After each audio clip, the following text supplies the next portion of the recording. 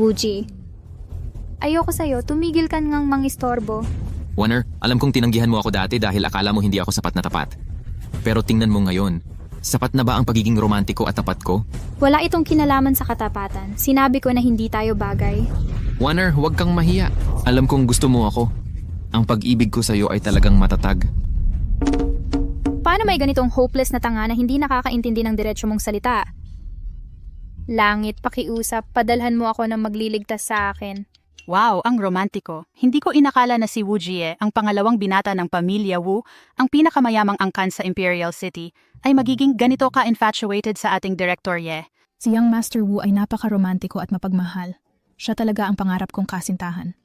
Kung ako si General Manager Ye, tiyak na papayag agad ako. Warner, maging girlfriend kita. Tingnan mo, itong puso ng rosas at itong bulaklak ay kasing tibay ng puso ko. Dapat narito mismo. Sabihin mo sabihin mo Sabihin mo sabihin mo Sabihin mo sabihin mo sabihin mo Ano ang nangyayari dito? Nasa problema ang ate ko.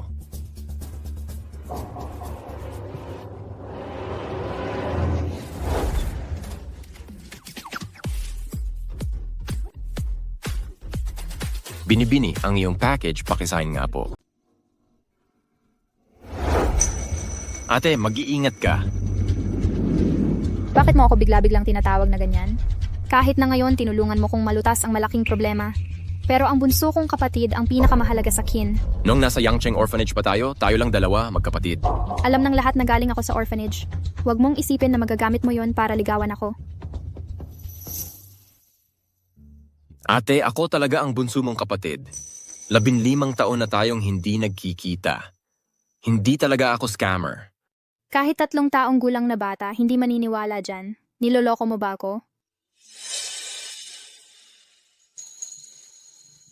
Ate, ito ang larawan natin noong mga panahong yon. Ito ay... Ikaw nga talaga ang bunso kong kapatid? Ako to, Ate Warner.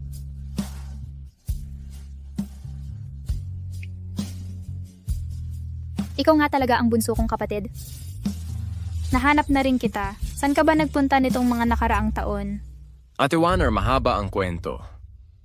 Noong mga panahong yon, may isang napakagandang babaeng matanda. Sabi niya, kahanga-hanga ang buto ko at ipinilit niya akong dalhin para magsanay. Tumagal ng 15 taon ang pagsasanay na yon. Ngayon bumaba na ako sa bundok. Hinahanap ko kayong lahat. Marami kang tiyak na pinagdaanan nitong mga nakaraang taon.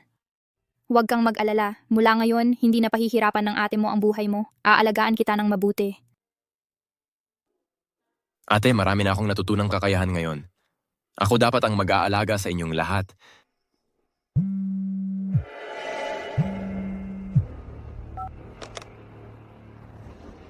Hello? Ano? Naiintindihan ko. Ate Warner, anong nangyari? Yung boss ng World Trade Group na si Joe Teng, malaki ang utang niya sa akin dati pa. Pinapuntahan na ng assistant ko para singilin siya. Pero ang sabi niya lang, wala raw siyang perang pambayad sa akin.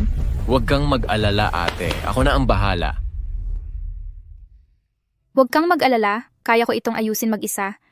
Xiao Chen, kakababa mo lang ng bundok, 15 taon ka roon.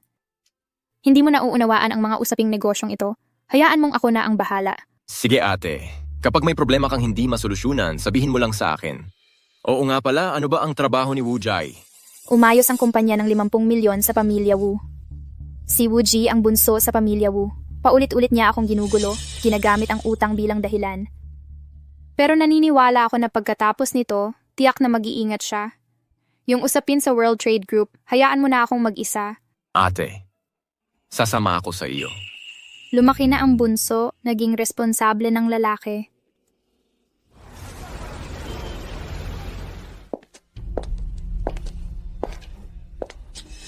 Itong si Warner, 30 milyon lang naman. Bakit kailangan pang puntahan ako? Si Joe Teng ito, kilalang kilala sa pagiging plastic. Sa tuwing nangangako siyang magbabayad, hindi naman niya tinutupad. Kung hindi siya magbabayad, bugbugin ko siya ng husto. President Ye, ang mga tao sa World Trade Group ngayon ay pawang mga importanteng kliyente. May pag-uusapan kayo ni President Joe. Hindi naman angkop na isama mo ang mga tauhan mo, di ba? Tama, President Ye.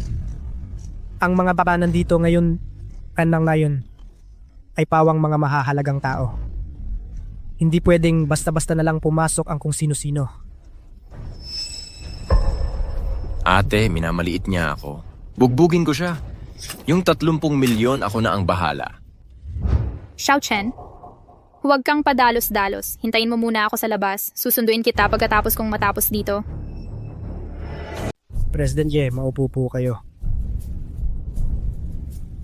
President Ye, sandali lang po. Hahanapin ko ang Departamento ng Pananalapi. Sige.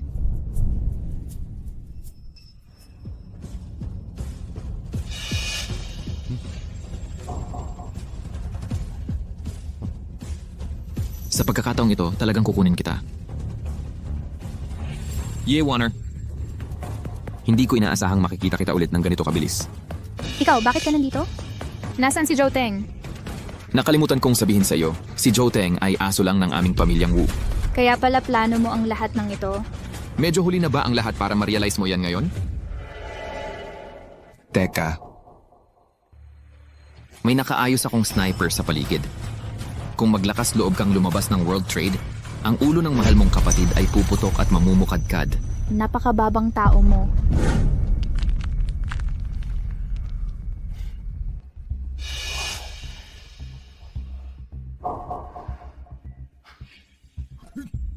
Kumpirmado, may tumitira sa akin.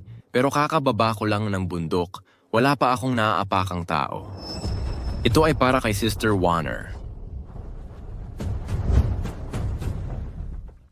Sige, umalis ka na. Bakit hindi ka nagpapatuloy? Ito ay pagitan natin ng dalawa. Wala siyang kinalaman dito. Sa totoo lang, wala nga talaga siyang kinalaman. Pero hindi niya alam ang dapat gawin at sumalungat sa akin kaya hindi siya dapat mabuhay.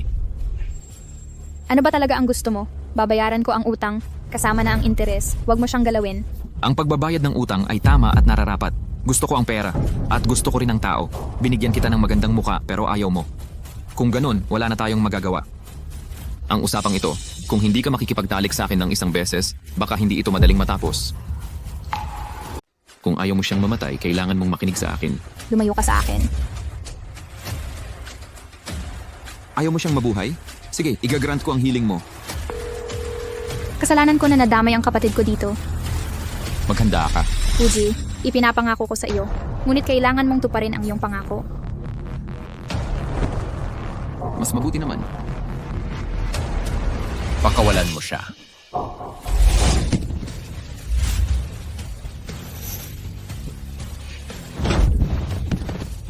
Wala kang natutunan nang aapi ka pa ng kapatid ko. Yang Master Wu, ayos ka lang ba? Sister Warner, ayos ka lang ba? Ayos lang ako. Ang taong ito ay nangahas na atakihin si Young Master Wu dito. Sister Warner, hindi mo kailangang pangakuan siya ng kahit ano. Kaya kitang protektahan. Hindi ko papayagan ang sinuman na apihin ang aking Sister Warner. Alam ko. Bata, alam mo ba kung sino ang kinainan mo? Gagapangin kita sa Kyoto mamayang gabi. Maniwala ka man. Sino ka ba? Nangahas na makipagkumpetensya kay Jinong Wu para sa isang babae. Ang babae na ito ang kumapit sa akin, tapos nanakit ka pa sa kanya. Ang pamilya Wu ay isang pangunahing dinastiya sa kabisera. May suporta ng mga martial artist at konektado pa sa isa sa 4 na Diyos ng digmaan. Ang White Phoenix War God. Paano ka nangahas na hamunin kami? Sinaktan mo ko. Kung hindi kita papatayin ngayon, hindi na ko magpapakilalang Wu. Bakit hindi mo na lang palitan ang apelyido mo ng Xiao? Xiao? Dahil ang lolo mo dito ay may apelyidong Xiao. Hoy, bakit nakatayo lang kayong lahat dyan? Tapusin niyo siya.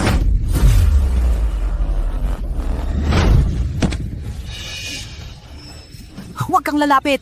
Lumuhod ka. Chairman, huwag kang lalapit kung hindi ako kikilos.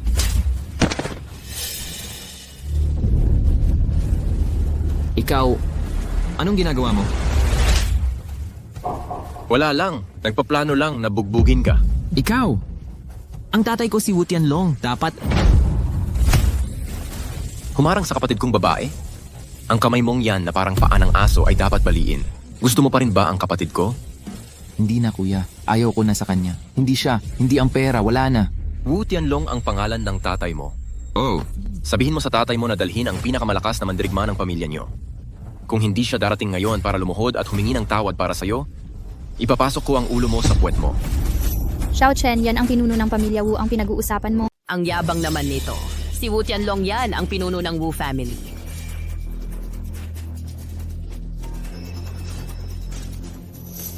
Tatawag na ako. Hello pa, nasa World Trade Center ako. May gustong pumatay sa akin. Binanggit ko na ang pangalan mo pero wala pa ring epekto.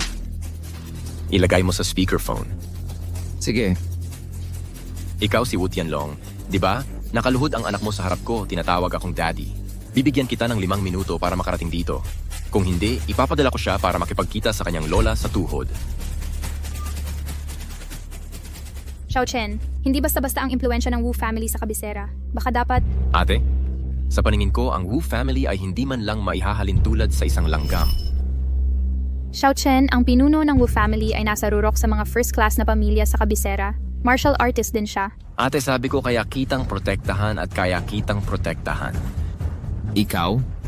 Malamang hindi mo alam ang lakas ng aming Wu family. Kahit na hayaan kitang umalis ngayon, sisiguraduhin kong wala kang matatakbuhan sa langit o lupa. Ang tatay mo ang nagsasalita. Huwag kang makialam. Paparating na ang tatay ko. Kahit patayin mo ako ngayon, hindi ka makakaalis. Ikaw ang may gusto nito. Xiao Chen, makinig ka sa ate mo. Umalis ka na agad. Ate, Ngayon, walang alis. Walang aalis dito ngayon. Anak, Tatay, narito ka na rin. Itong punyetang to. Siya, sinabi niyang papatayin niya ako. inapi mo ang anak ko at ininsulto ang angkan ng Wu. Patriarch Wu, malaking pagkakamali lang ito lahat. Maaari akong magpaliwanag. Magpaliwanag? Hindi ka karapat-dapat. Kung matalino ka, ipaluhod mo na ngayon din ang punyetang ito at putulin ang kanyang 2 kamay. Baka sakaling pag-isipan kong bawasan ang kanyang pagdurusa. Wala siyang kinalaman dito. Ako ang mananagot sa lahat ng nangyari ngayon. kaya pala may anak kang tatawag ng tatay sa lahat. Sa wakas, hindi rin pala magaling ang ama. Bata, ano ang sinabi mo? Hindi mo narinig ng malinaw? Sasabihin ko ulit. Sa wakas, hindi rin pala magaling ang ama. Xiao Chen, huwag kang masyadong magsalita. Ngayon, kahit lumuhod pa ang kanyang mga ninuno, huli na ang lahat. Gawin na nyo.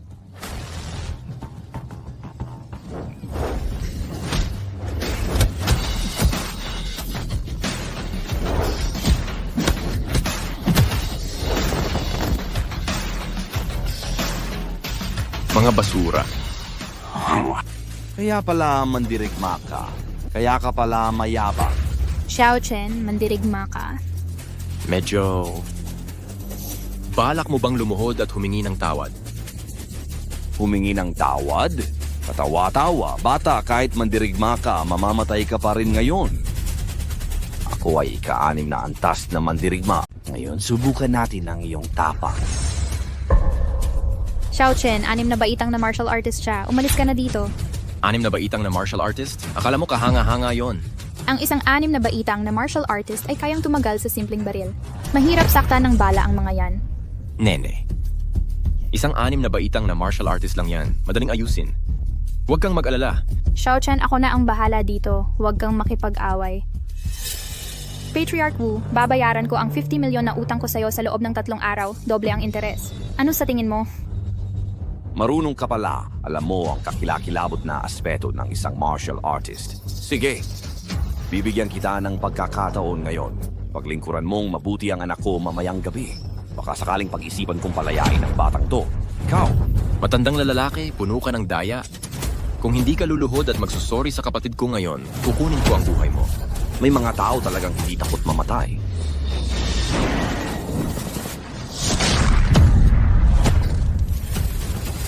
Eto, hindi ito pwedeng mangyari. Tama ba ang nakikita ko? 6 na baitang na martial artist si Patriarch Wu. 6 na baitang na martial artist? Hindi naman ganun kagaling. Ikaw, War God White Phoenix, iligtas mo ako. Pakawalan mo siya. Malapit na dumating ang War God White Phoenix. Patay ka. Xiao Chen, ang White Phoenix ay isa sa 4 na dakilang war gods. Siya ay palaging nagprotekta sa pamilya Wu, namamahala sa isang rehiyon, at nagkontrol sa mga tropa ng Dragon Kingdom. Huwag kang mag-alala. Walang makakatulong sa kanila ngayon kahit sino ang dumating. Gaano ka katapang na maging walang respeto? Sa tingin mo, ang pag-aaral ng ilang hindi ganap na kasanayan ay nagpapahintulot sa iyo na magpakapangyarihan dito. Ang War God White Phoenix ay makakapighati sa iyo ng isang daliri. Hindi mo kahit makakuha ng isang galaw mula sa akin at tinatawag mo ang aking kasanayan na hindi ganap? Kung gayon, ano ka? Ikaw. Kapag dumating ang War God White Phoenix, malalaman mo na ikaw ay mali. Kahit sino ang dumating ngayon ay dapat lumuhod sa harap ko. Sige. Patuloy lang na maging mapagmataas.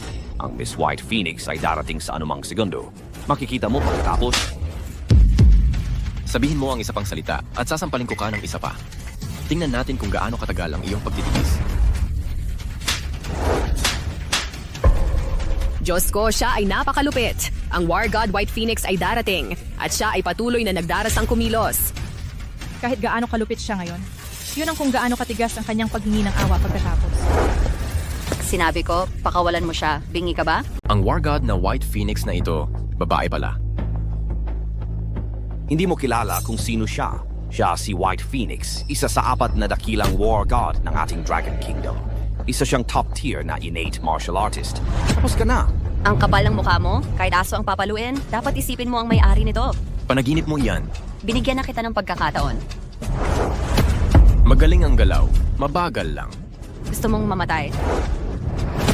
Magaling ang galaw, mainitin lang ang ulo. Ang lakas ng loob mong mangasar sa akin. Ikaw, Kung hindi ka makikinig, papaluin kita. Naiintindihan mo ba, Katol? Kung magpapatuloy ka nito, malaki ang mawawala sa iyo sa huli. ikaw, Masyado lang akong mabait.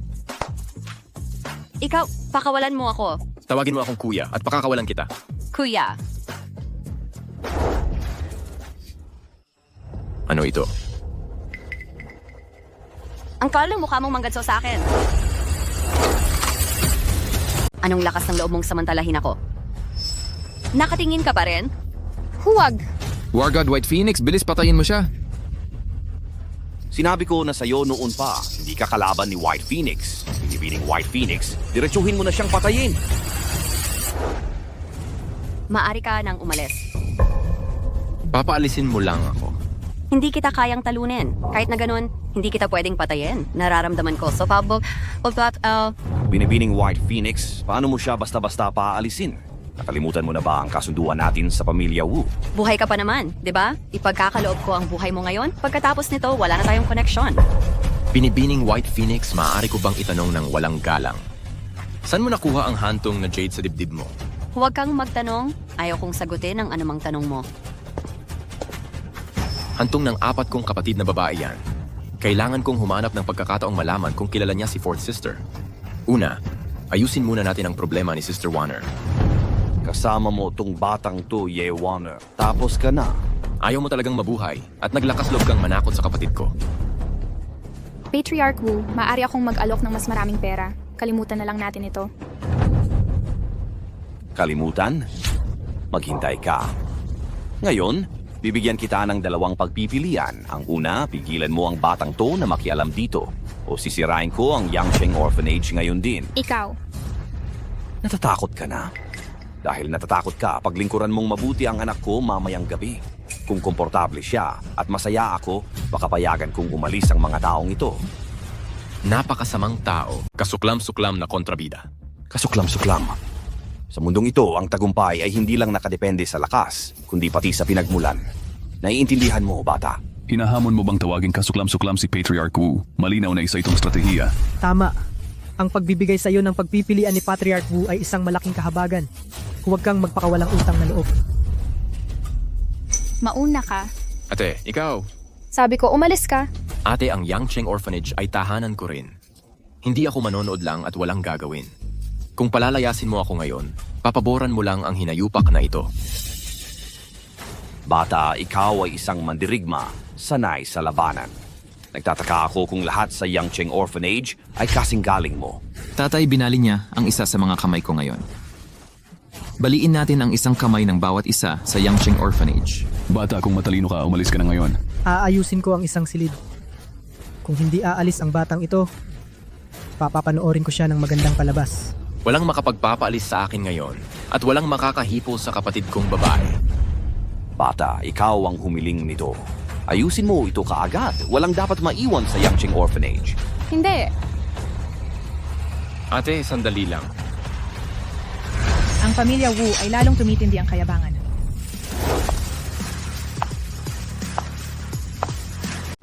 Ito ang panganay na anak ng pamilyang Wang, si Wang Yanran. Siya, bakit nandito siya? Tumahimik ka. Binibining Wang, anong dahilan ng pagpunta ninyo rito? Ginoong Xiao, hindi ba ako huli? Kung mas huli ka pa, habang buhay na lang sa wheelchair ang mga taong ito. May lakas ng loob kang gambalain si Ginoong Xiao. Naghahanap ka ng kamatayan. Si Ginoong Xiao ay isang pinagpipitaga ng panauhin ng aming pamilyang Wang. Ang sino mang hindi rumespeto kay Ginoong Xiao ay hindi rumespeto sa amin. Binibining Wang, baka nagkakamali kayo? Isang walang kwentang tao lang siya. Paano siya magiging pinagpipitaga ng panauhin ng inyong pamilyang Wang? Sinasabi mo bang bulag at tanga ako? Hindi yun ang ibig kong sabihin. Eh ano ang ibig mong sabihin? Ito, Ayaw kong makinig sa mga dahilan mo. Nang insulto kay Ginoong Xiao, sampalin mo siya. At siya rin. Sandali.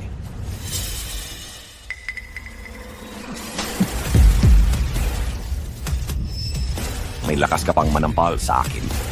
Ikaw mismo ang nagsabi kanina, kailangan ng koneksyon para magtagumpay sa mundong ito. Ngayong ako ang nananampal sa iyo, may lakas ka pa bang magsalita? Ngayong hinahampas kita, may lakas ka pa bang magsalita? Naghahanap ka ng kamatayan. Kung mahawakan mo si Ginoong Xiao, siguradong mawawala ang angkan ninyong Wu sa Imperial Capital. Nakikita mo? Ito ang kapangyarihan ko. Ate, umalis na tayo. Hindi ko alam kung ano ang nangyari rito at ayaw ko ring malaman. Bibigyan kita ng 3 araw para magbigay ng wastong paliwanag kay Ginoong Xiao. Kung ayaw mo, ipapakita ko sa iyo kung paano kumilos ng maayos. Ikaw. Oh, magpapaumanhin kami kay Ginoong Xiao. Mabuti. Itay, ano ang gagawin natin ngayon? Ano pa ang magagawa natin? Magpapaumanhin tayo kay Ginoong Xiao. Gusto mo ba talagang makita na lipulin ng angkan ng Wang ang angkan nating Wu? Tara na. Xiao Chen, buti na lang nandito ka ngayon. Hindi ko akalain na pagkalipas ng ilang taon, lumaki ka na palang lalaking kayang protektahan ng kapatid. Walang anuman, ate. Dapat ko lang yon gawin. Oo nga pala, paano mo nakilala ang panganay na anak ng angkan ng Wang? Siya ba? Hindi ko siya kilala. Eh bakit siya tumulong sa'yo? Simple lang. Nagmakaawa siya sa akin ng pabor at tumanggi ako. Ano bang pinagsasasabi mo? Anong kalokohan ang sinasabi mo? Sinabi ko na humingi siya ng tulong sa akin at nag-alok na maging katulong ko. Tumanggi ako. Siya ang panganay na anak ng pamilyang Wang. Ano pa ang kailangan niya sa'yo? Totoo ang sinasabi ko. Hindi talaga ako nagsisinungaling. Sige, wag mong sabihin kung ayaw mo. Ate, ako... Ji Xiao, hintay. B, Wang, bakit mo ako hinahabol? Hindi mo alam na may ginagawa ako. Ji, Xiao, alam kong hindi ako karapat-dapat para sa'yo. Pero kung handa kang iligtas ang tatay ko, ibibigay ko ang lahat. Nakatulong ka nga sa'yo ngayon. Ji Xiao. Maraming taon na ang nakalipas. Ang tatay ko ay nagkaroon ng kakaibang sakit. Inanyayahan namin ang napakaraming top doctor mula sa buong mundo. Pero walang nakakatulong. Pakiusap, iligtas mo ang tatay ko. Mga doktor mula sa buong mundo ay hindi makakaya. Bakit sigurado kang ako ay makakaya? Ji Xiao, nagbibiro ka. Ikaw ang Valley Master ng Medicine God Valley. Ang tagapagmana ng pinakamataas at misteryosong medical divinity sa mundo. Kung kahit ikaw ay hindi makapagpagaling sa kanya, talagang wala na sigurong pag-asa. Makatutulong ako na pagalingin siya. Salamat, Ji Xiao! Pero huwag kang masyadong magalak. Makapagpagaling ako sa kanya, pero hindi ako tatanggap ng kahit ano sa'yo. At itabi mo ang mga maliliit na scheme mo. Ji Xiao, talagang wala kang gusto sa akin? Xiao Chen, ano pa ang tinitingnan mo? Pasok sa kotse. Ate, narito ka na. Kung hindi ka dumating, nahuli ako sana ng isang seductress.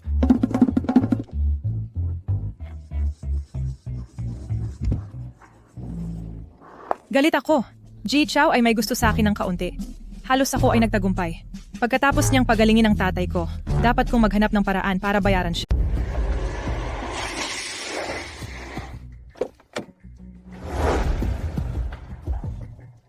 Ginoong Xiao. Ang bilis mo. Sa totoo lang, Alas 6 pa lang nandito na ako sa labas. Mukhang talagang kritikal na ang sakit ng tatay mo. Sabi ng mga doktor, 1 linggo na lang ang natitira sa tatay ko. Kung hindi ako magmamakaawa sa'yo na iligtas siya. Sige, naiintindihan ko. Sakay ka na.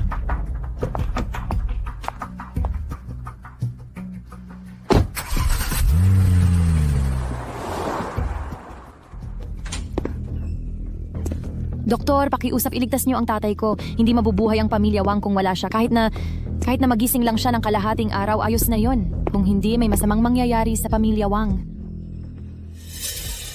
Binibining Wang. Hindi sa ayaw ko siyang iligtas. Wala lang talaga akong magagawa.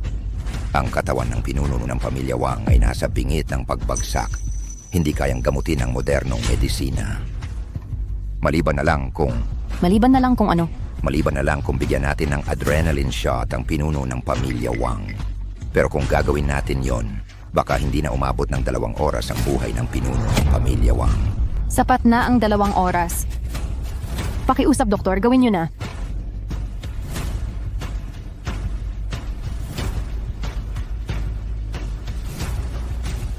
Tigap.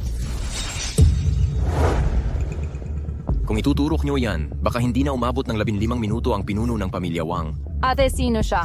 Siya yung doktor na sinasabi ko. Yung kayang lubusang gumamot sa sakit ni Itay. Doktor ka ba? Saan klinika ka nagpa-practice? Hindi pa ako nagpa-practice ng medisina. Laging may pumupunta sa bundok para magmakaawang gamutin ko sila. Isa kang manggagamot na walang lisensya. Siguro nga. Katarantaduhan, palayasin siya. Kasuklam-suklam, palayas siya. Hoy, sandali. Pinapayo ko, huwag kang magmadali sa paalisin ako. Ang vital energy ng punong pamilya Wang ay mahina at hindi matatag. Kapag iniksyon mo yan, mamamatay agad siya. Huwag mong sabihin na hindi ko nagbabala. Mga practitioner ng traditional Chinese medicine, mahilig kayong maging misteryoso. Huwag mong isipin na hindi ko alam ang mga maliliit mong trick. Gusto mo lang ng pera, tama? Sino ang nagsasabi na walang silbi ang traditional Chinese medicine? Gaano na katanda ang Western medicine? Ang mga tulay na tinahak ng TCM ay mas marami kaysa mga daan na nilakad mo. Miss Wang, dalhin mo ang mga silver needles. Sis, huwag kang maloko niya. Parang mas matanda lang siya ng konti sa akin. Kahit alam niya ang ilang gamot, paano siya makakapantay sa matandang divine doctor? Little sister, magtiwala ka sa akin. Siya talaga ay divine doctor. Sis, bakit ka ba napakatigas ng ulo? Marami akong nakita na scammer na katulad niya. Hindi ko alam ang trick na ginamit mo para lokohin ang kapatid ko. Isa lang ang pagpipilian mo ngayon. Umalis ka agad sa paningin ko. Hoy, huwag kang masyadong mainit ang ulo. Baka sumakit ulit ang ulo mo. Ano? Paano mo nalaman? Ang dugo at vital energy mo ay nagpapakita ng sobrang yang fire. Sinasakop ang yin energy. Kapag lumakas ang yang fire, tatungo sa korona ng ulo mo at masira ang nerves. Nagsasalita ka ng walang kwenta. Kung may sakit ang Miss Wang, hindi ko ba malalaman? Siyempre hindi mo malalaman dahil may sakit ang mga mata mo. Huwag mong insulto ako. Hindi. Madalas ba tuyo ang mga mata mo? Pagkatapos ng eye strain, sobrang katiba ang pakiramdam? Paano mo nalaman? Paano mo nalaman? Sabi ko sa'yo, doktor din ako. Marunong ka talaga ng medisina? Talagang tunay. Kaya mo bang gamutin ang sakit ko at ni Miss Wang? Magagamot pero napakakomplikado ng paraan. Kailangan ng gamot. Kailangan kong magsagawa ng masusing pagsusuri para sa mga detalye. Sa tingin ko manluloko ka lang. Ni hindi ka makapagmungkahi ng plano sa paggamot tapos nag-aangking dibino doktor ka. Kung hindi ka naniniwala sa akin, bakit hindi tayo magpaligsahan? Sige, paano tayo maglalaban? Gawin nating halimbawa ang pinuno ng pamilyang Wang. Ang makapag-identify ng tama sa sakit ng pinuno ng pamilyang Wang ang mananalo. Kung may pustahan, kailangan may taya. Anong gusto mong ipusta? Kung matalo ka, luluhod ka at magmamano para humingi ng tawad sa amin at aminin mong isa kang kwak. Sige, kung ako ang manalo, gusto kong magretiro ka na sa larangan ng medisina at tumigil sa panloloko sa mga tao. Para sa'yo, Second Miss Wang, dahil nag-alok na ang kapatid mong maging katulong ko, pwede kang sumama sa kanya. Wala akong problema. Hindi ako naniniwala sa kalokohang traditional Chinese medicine na ito. Ikaw, Miss Wang. Wala rin akong problema. Isa lang siyang barefoot doctor. Talagang hindi ako naniniwalang may tunay siyang kakayahan. Kung gayon, ikaw muna, matandang dibino doktor.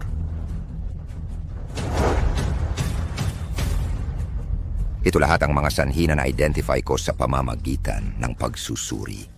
Naniniwala ako na ang sakit ng pinuno ng pamilyang Wang ay dahil sa pagpasok ng bakterya sa kanyang mga internal organ na nagdulot ng kanyang pagkawala ng malay. Infection ng bakterya? Patingin ng medical record. Ano ibig sabihin nito? Dahil mali ka, itinapon ko ito para hindi ka makapanloko pa ng mga tao. Sige, sabihin mo sa akin kung saan ako nagkamali. Mali ka dahil sa iyong makipot na pananaw. Ang Western medicine ay nakatuon sa pagsusuri ng sanhi sa mikroskopikong antas. Samantalang ang traditional Chinese medicine ay binibigyang diin ang pagmamasid sa espiritu at qi. Malinaw na walang impeksyon ng bakterya ang matandang Ginoo. Sa halip, stagnation ng qi at dugo ang bumabara sa kanyang mga internal organ na nagdudulot ng paglala ng kanyang... Nagsasabi ka ng kalokohan. Anong stagnation ng qi at dugo? Paano nito masisira ang mga internal organ? Limitado ang kaalaman. Hindi mo pa ba nakita ang mga taong nagiging puti ang buhok sa isang gabi dahil sa matinding pagkabigla? Ano ngayon? Ano ang kinalaman nito sa sakit ng head ng pamilyang Wang? Malaki ang kinalaman. Ang qi ang pangunahing esensya ng isang tao. Ang stagnation ng qi at dugo ay maaring mag-block sa mga internal organ. Sa paglipas ng panahon, ito ang nagdudulot ng mas maraming sakit. Ito ang superficial na aspeto na nakikita ng Western medicine. Mga salitang walang laman at walang patunay. Kung mapagagaling mo ang head ng pamilyang Wang ngayon, ikaw ang mananalo. Sige. Mga silver needle.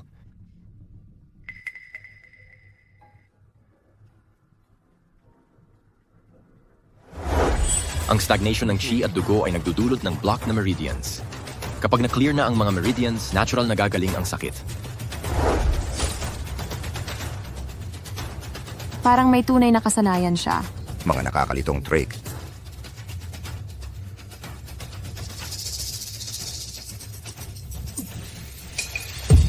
Dad, ano ang nangyari? Huwag mo akong takutin. Ayos lang ako. Mas komportable na ang pakiramdam ng dibdib ko ngayon. Dad, talaga bang okay ka na? Hayaan mong tingnan ko.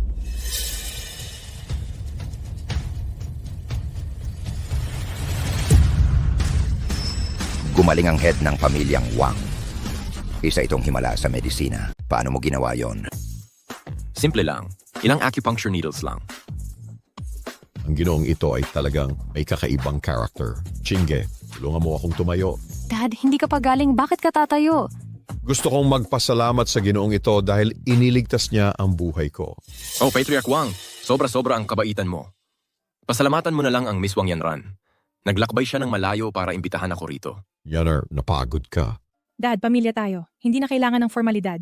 Yan, Air. Kunin mo agad ang gold card at iibigay mo sa ginoong ito. Okay. Mr. Xiao, ito ang reward na inihanda ng Wang family para sa'yo. Tanggapin mo ito. Yan ang Kingsway Gold Card na nagkakahalaga ng 10 bilyon. Ano ang Kingsway Gold Card? Ang Kingsway Gold Card ay simbolo ng status ng Wang family head. Hindi lang ito naglalaman ng 10 bilyong pondo. Binibigyan din ito ng autoridad sa lahat ng industriya ng Wang family. Napakamahal nito. Hindi ko ito matatanggap. Sir, huwag kang magpaka-formal. Ito ang nararapat para sa iyo. Tanggapin mo. Pero kung ibibigay mo sa akin ang simbolo ng status mo, ano ang mangyayari sa iyo? Gold card lang ang Kingsway Gold Card. Ang pangalan ng tatay ko ay Wang Dao mismo. Kailangan ba niya ng gold card para magrepresenta ng status niya? Kukunin ko ito. Patriarch Wang, magpahinga ka na. Aalis na ako. Nagpusta si Mr. Xiao sa kapatid ko para kami maging maid. Mukhang gusto niya talaga ako. Sa pagkakataong ito, hindi ko dapat pabayaan na makalayo si Mr. Xiao. Okay. Yaner, ihatid mo ang ginoong ito. Okay. Mr. Xiao, please. Magpahinga ka. Ginoong Xiao, anong nangyari? Dalawang magaganda, mukhang hindi pa ninyo natupad ang pangako. Kung aalis ako ng ganito, paano kung hindi mo ito aminin mamaya? Kung iginagalang ako ng Ginoong Xiao, tiyak na handa ako. Ang kapatid ko, depende kung handa siya. May mataas na kalagayan ako. Bakit ako dapat maging alila mo? Binibini, sinusubukan mo bang tanggihan ang pangako? Tinatanggihan ko, anong magagawa mo? Iniisip kong gamutin ang nakatagong sakit mo, hindi na nga. Nagmamalaki. Kung maaari mong gamutin ang sakit ko ngayon, magiging mga alila kami. Umikot. Anong gagawin mo? Gamutin ang sakit mo. Chinge, hindi sasaktan ka ng Ginoong Xiao. Ate. Manatili kang nakatayo. Ikaw, paano mo nagawang sampalin ang puwit ko? Huwag kang magalit. Tingnan mo kung gumaling ang kondisyon mo. Talagang gumaling. Mas komportable ako ngayon. Pagkatapos, sumasang-ayon ako na maging alila mo sa loob ng 2 buwan. Sumasang-ayon, 2 buwan lang. Chinge, nagbibiro lang ako. Hindi ko inaasahan na magiging binibini ng Wang family ka. Ngayong gabi, sumama ka sa akin sa bahay para makita ang... Ate Chinge, Ginoong Xiao, Chinge ay... Ate Chinge, ako si Xiao Chen. Xiao Chen? Nung bata ka, gusto mo lagi akong yakap habang natutulog.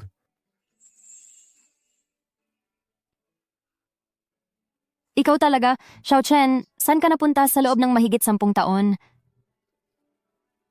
Pagkawala mo, ako'y natagpuan at dinala ng pamilyang Wang. Nagkahiwa-hiwalay ang mga kapatid natin. Ilang taon ko na hinahanap ka pero hindi kita matagpuan. Ate Chinge, huwag kang mag-alala, huwag kang umiyak. Nandito ako ngayon.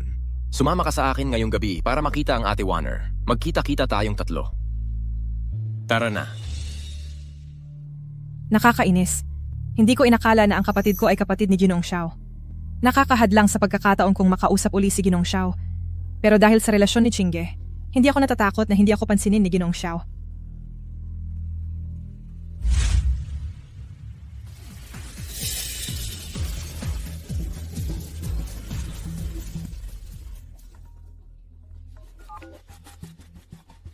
Sigurado ka ba na hindi mo nakita ng mali? Ano ko man niyan misay? Tiger, siguradong hindi mali. Nakita ko mismo ang Wang Chinge sa VIP room 888. Pero may lalaki sa loob, nakakahadlang.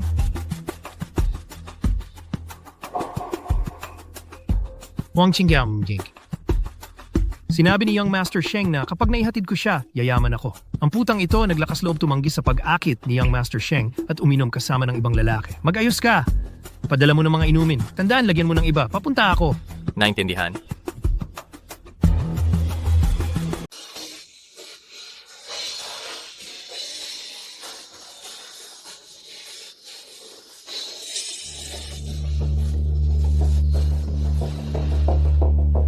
Hindi kami nag-order ng cocktails. Tiyak ka ba na tama ang kwartong ito?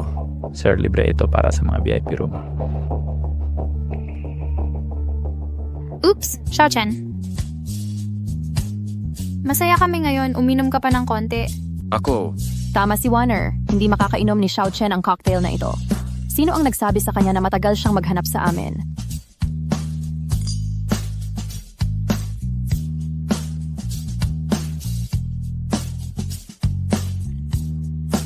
Huwag kayong uminom ng sobra. Hindi ko kayo dalhin pareho. Huwag kang mag-alala, hindi kami. Tara magpatuloy ka sa pagkanta.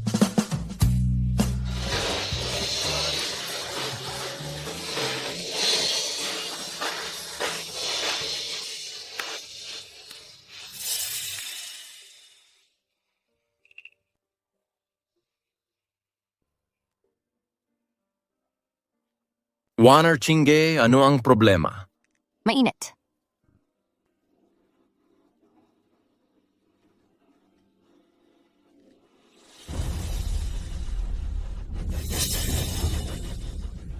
Ang ganda ng mga ito, 2 ang nakuha ko sa halagang 1. Sino ka? May ginawa ka ba?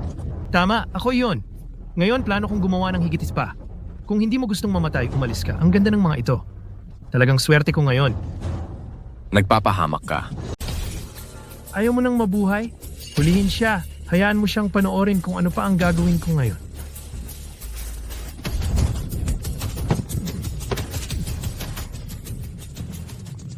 Sinabi ko sa'yo na kontrolin mo siya. Bakit ako ang hinahawakan mo? Pagkatapos ko rito, ikaw naman ang susunod. Gusto mo palang gumawa ng ibang bagay?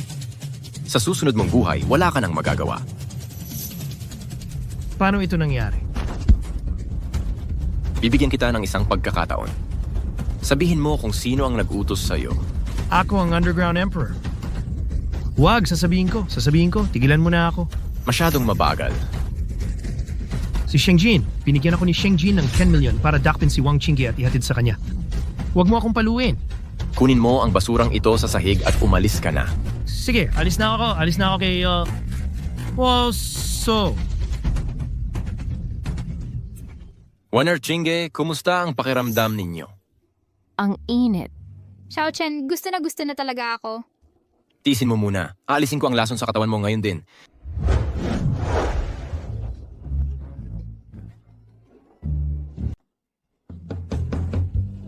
Grabe na ito. 3 oras na. Hoy, bakit ka tumigil? Tuloy mo lang. Huwag kang magpaborito. Gusto ko rin. Ang hirap naman nito. Kahit kabayo, hindi ganito kahirap ang trabaho. Ulit tama na.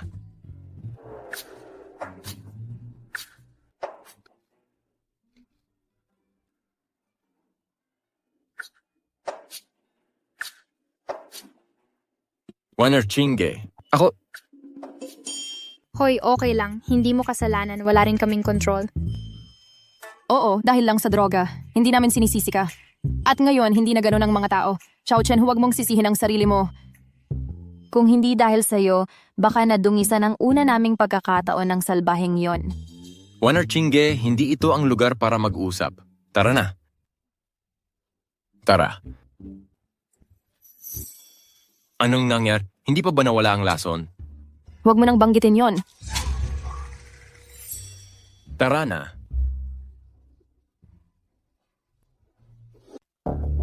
Paano na ang investigasyon? Dito hindi. Ito ang opisina, Ginoong Sheng. Yung lalaking si Xiao Chen, wala tayong nahanap na malaking background. Pero ang kapatid niya, Ye Warner, ang CEO ng Huayan Group, na espesyalista sa cosmetics. Nakuha ko. Team, maghanap ng paraan para sirain ang mga produkto ng Huayan Group. Gusto kong ang mga produkto nila ay kamuhian ng lahat. Nasira ang mga plano ko. Xiao Chen, gagawa ko na ikaw mismo ang maghatid ng mga kapatid mong Chinge at One Hair sa kama ko. Walang konsensya ang negosyante. Ibalik mo ang mukha ko.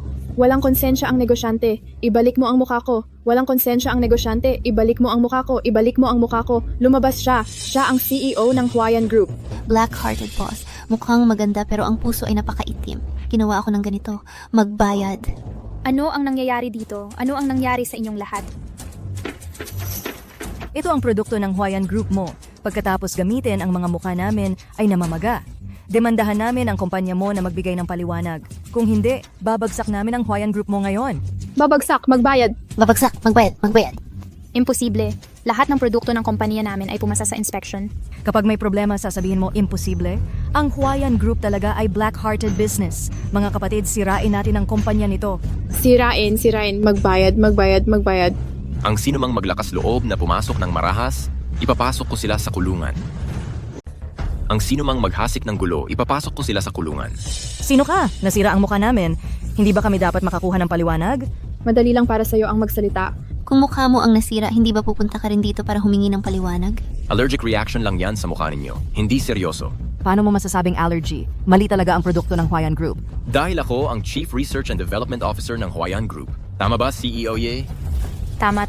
Siya ang Chief R&D Officer ng aming kumpanya. Sinasabi mong staff ng R&D. Ano naman ang gagawin sa mukha namin? Nasira ang mukha namin. Paano kami makikipagkita sa ibang tao? Paano kami makikipagkita sa ibang tao? Paano kami haharap sa ibang tao? Ano ang dapat naming gawin? Xiao Chen, siguro bayaran lang sila ng pera at hayaan na kung magpapatuloy ito kahit ikaw ay maaring... Okay lang sis, nandito ako. Tapos na ang usapan. Ito ang aking bagong imbentong facial recovery powder. Gamitin lang ito at ang mukha ninyo ay magiging normal na. Mga kapatid, huwag siyang paniwalaan. Kung meron siyang ganito, bakit hinintay niyang masira ang mukha namin bago ipakita? Tama, huwag siyang paniwalaan.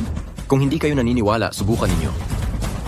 Garantiya ko, kung walang epekto ang paggamit nito, babayaran ko kayo ng 1,000 beses ang halaga ng cosmetics ninyo. 1,000 beses? Huwag siyang paniwalaan. Hindi totoo ito. Huwag siyang paniwalaan. Susubukan ko.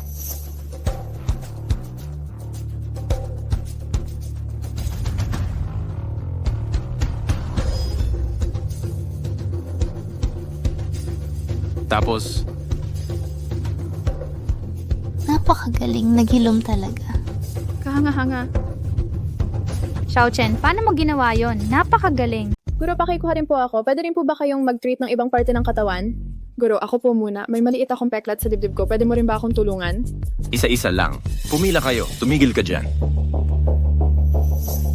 Sino ang nag-utos sa'yo? Ano pong ibig sabihin nag-utos sa akin?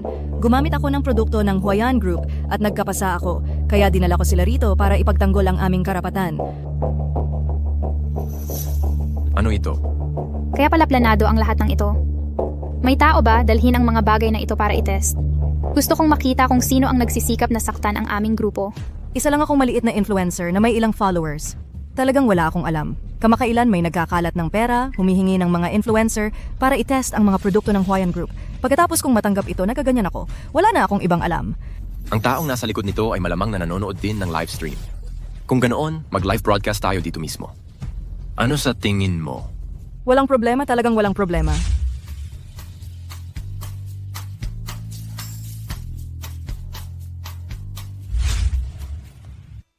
Xiao Chen, maraming salamat sa iyo ngayon. Walang anuman. Sister Warner, kapatid kita, sino pa ang tutulungan ko kung hindi ikaw? Ano ba talaga ito? Bakit ito may ganoong kamanghamanghang epekto? Ito, isang maliit na bagay lang nagawa sa tradisyonal na gamot ng China. Ito ay isang malaking oportunidad sa negosyo. Wimbuan ay isang malaking oportunidad sa negosyo. Xiao Chen, maaari mo bang ibigay ang formula ng pulbos na ito sa akin? Sa nakita nating magandang resulta ngayon, kahit kaunting packaging lang, ito ay tiyak na magiging puhunan para sa ating IPO. Ate, ano ang ibig mong sabihin ng maaari mong ibigay? Kailangang ibigay. Isusulat ko na ito para sa iyo ngayon din. Ate Warner, ikaw? Masaya lang ako talaga. Huwag mong sasabihin kanino man, ha? Ate Warner, balak mo bang samantalahin at hindi mananagot? Huwag ka nang magsalita pa. Xiaogao, pasok ka sandali. CEO. Ano ang maipaglilingkod ko sa inyo? Gumawa ka ng kasunduan.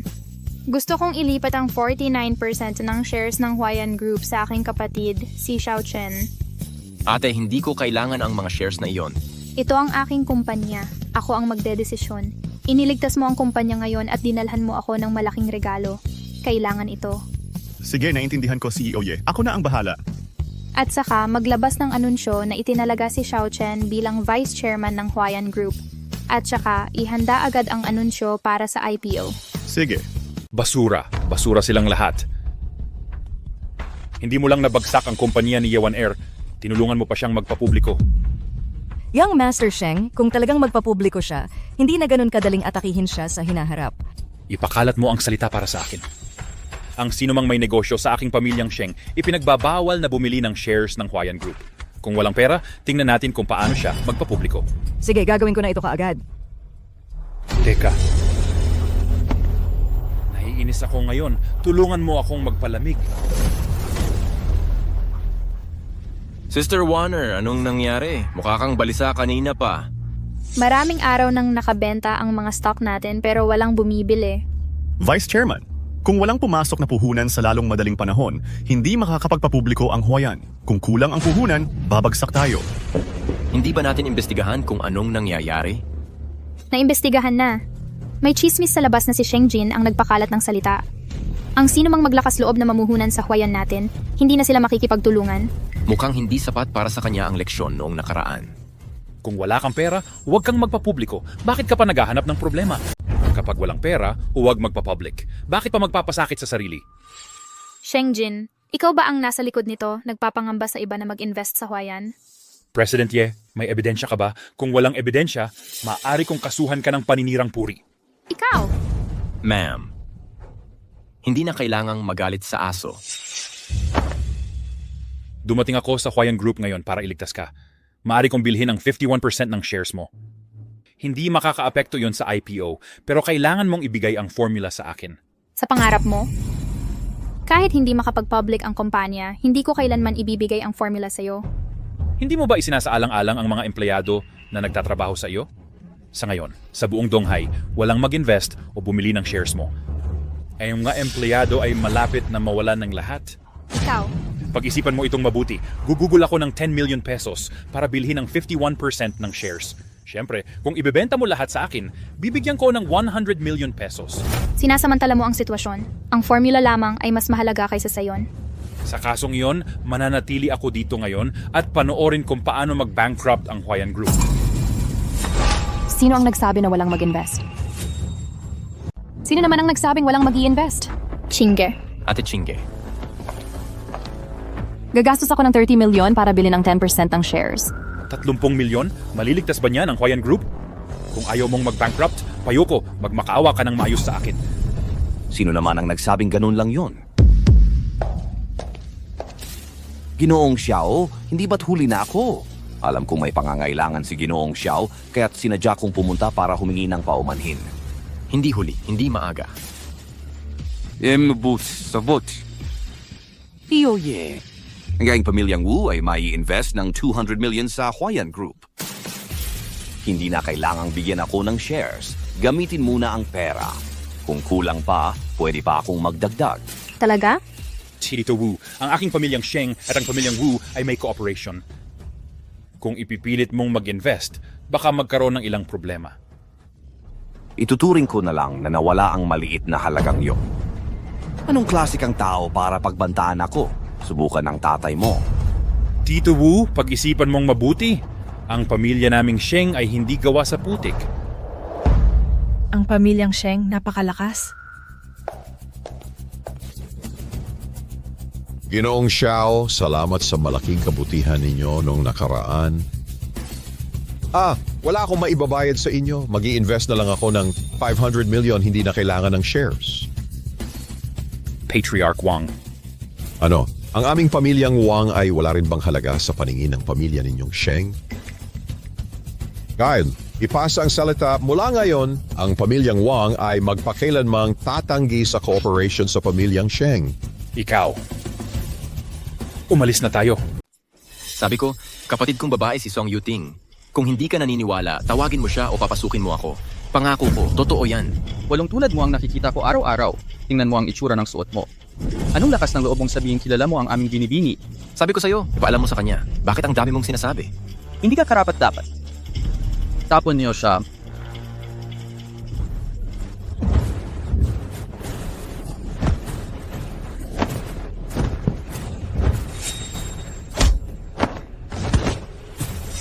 Sino? Sino ka ba talaga? Sabi ko, kapatid ako ng inyong binibini. Ipaalam mo sa kanya. Sabihin mo nandito si Xiao Chen. Ang tagal-tagal mo nang bumalik. Natutunan mo na ang kailangan, nakita mo na ang kailangan. Hanggang ngayon, wala ka pang naikakontrata. Kung hindi ka makakuha ng kontratang mahigit 100 milyon sa lalong madaling panahon, ipasa mo ang mga karapatan sa pamamahala ng kumpanya at umalis ka sa pamilyang Song. Tiyapan, ibinigay sa akin ng aking ama ang mga karapatan sa pamamahala ng kumpanya. Kung gusto mo itong mabawi, siya mismo ang dapat kumuha. Gagawin ko ang lahat para makapag-score ng kontrata. Ang lakas ng loob mong sumagot sa akin? Talagang walang pinag-aralan ang mga ulila. Ako ang nakatatanda sa'yo. Huli na ang lahat. May ama ako, hindi ako ulila. Ikaw! Yun ang binibini. Anong problema? Ang gulo-gulo mo? Wala man lang modo. Madam, binibining Song. May isang lalaki sa labas na nagngangalang Xiao Chen. Sinasabi niyang kapatid ni binibining Song siya at gustong-gustong pumasok. Pamilya Song ito. Laging may mga kaibigan na di ka nais-nais na dumarating. Pasukin mo siya agad. Talagang kapatid ko siya. Ate, Xiao Chen, ikaw ba talaga yan? ako to ate, nakabalik na ako. Xiao Chen, saan ka ba napunta nitong mga nakaraang taon? Noon, bigla ka na lang nawala. Hinanap ka talaga namin ng napakatagal. Ate, mahaba ang kwento. May pagkakataon akong ikukwento sa'yo. Talagang yung mga ampon kahit sino na lang ang kinikilalang kapatid. Ate, sino ito? Stepmother ko, pangalawang asawa ng tatay ko. Song Yuting, sinong tinatawag mong pangalawang asawa? Lehitimo akong napangasawa ng tatay mo. Sisihin mo ang nanay mong maagang namatay. Dahil sa konting pagkakasala ng tatay mo sa'yo, gusto mong angkinin ang pamamahala ng kumpanya. Huwag kang mangarap. Huwag mong isiping ibibigay ko sa'yo ang control. Xiao Chen, tara na. Song Yuting, kung hindi ka pa rin makakuha ng kontrata, umalis ka na. Magpalimos ka na lang kasama ng kapatid mong di lehitimo. Gusto mo lang talagang palitan ako ni Song Yue, di ba? Kapag nakakuha siya ng malaking kontrata, saka mo na isipin na kunin ang pwesto ko. Kamakailan, sumikat ang isang grupo ng Hwayan. Si Yue Air ang sumusubaybay. Malapit na siyang makakuha ng kontratang nagkakahalaga ng mahigit 100 milyon. Sana nga'y magkatotoo ang matamis na pangarap ng matandang tiyahin na ito. Pero isang kontratang 100 milyon lang. Kayang-kaya rin yan ng aking third sister. Sino bang may sabi? Paano kung hindi mo naman talaga kaya? Tara na, third sister. Third sister, maligayang bati sa paghahanap ng iyong tunay na mga magulang. Akala ko magandang bagay ang makita ang tunay kong mga magulang, pero mukhang hindi pala. Third sister, kahit papaano may pamilya ka na. Mga kapatid na tulad ni Warner, hindi man lang alam kung nasaan ang kanilang pamilya. Nang makita ko ang aking mga magulang, dinala ako pabalik sa pamilya Song. Mabuti naman ang trato sa akin ng aking ama, pero parang pampalubag loob lang. Sa kasamaang palad, pumanaw na ang aking ina. Abala ang aking ama, kaya ang aking madrastra ang nag-aalaga sa akin. At nakikita mo ang resulta? Dumating si Sister Warner para hanapin ako, pero minamaliit at pinagtabuyan siya ng aking madrastra sa lahat ng paraan. Nang maglaon, nang hanapin ko sila, pinigilan ako ng aking madrastra sa lahat ng paraan. Ayos lang, third sister. Nandito na ako. Ako na ang bahala sa lahat. Xiao Chen, hindi mo naiintindihan. Ang madrasta ko ay gustong palayasin ako lang. Pero dahil sa tatay ko, hindi siya nagagawa ng hayagan. Kaya lang, ginagamit niya ang mga bagay sa company para pahirapan ako. Gusto niyang umalis ako ng sarili ko. Pero nakahanap ako ng pamilya. Hindi ko gustong umalis ng ganito lang. Kapatid, huwag kang mag-alala. Dahil ako ang kasama mo, walang makakapanggulo sa iyo. Sige, huwag na nating pag-usapan ito. Hanapin natin ang kapatid natin at magsama-sama sa pagkain. Mag-iisip ako ng paraan para sa deal. Kaya hanapin natin ang Sister Warner. Magandang pagkakataon para magsama-sama. Tara na.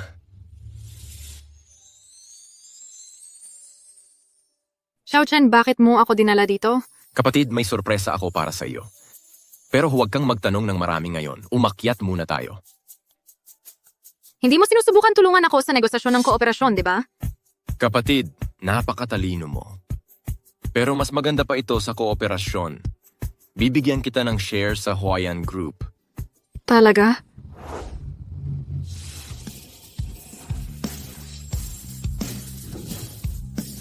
Song Yuting.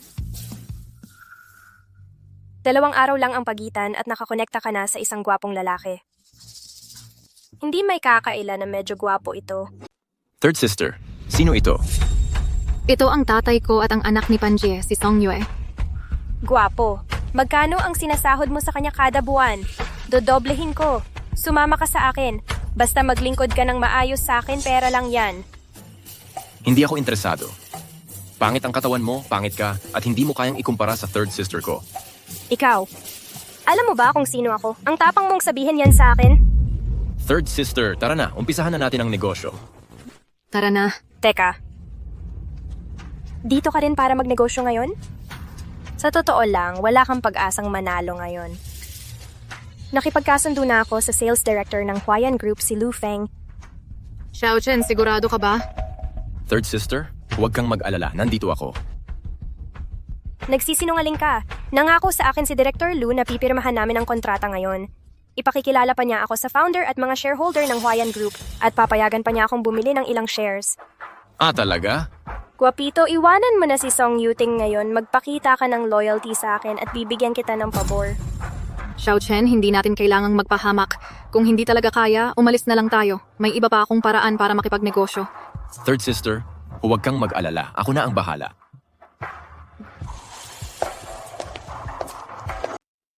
Kumusta, Director Lu? Nandito na ako sa meeting room. Dalhin mo ang kontrata. Huwag mong kalimutan ang pangako mo sa akin. Ang pera ay nasa account mo na. Miss Song, Director Lu. nandito ang kontrata. Pirmahan mo na at tayo ay magsosyo. Yung mga produkto ng Hawaiian Group ay para sa'yo lang ang pagbebenta. Salamat, Director Lu. Pagkatapos pirmahan ng kontrata, magdiwang tayo ngayong gabi sa pinakamalaking nightclub sa Donghai.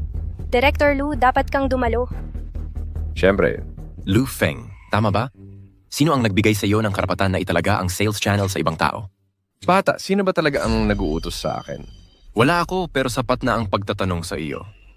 Ang buong sales plan ng Hawaiian Group ay itinakda ko at aprobado ni Secretary Gao. Ano, akala mo chairman ng Hawaiian Group? Umalis ka na ngayon.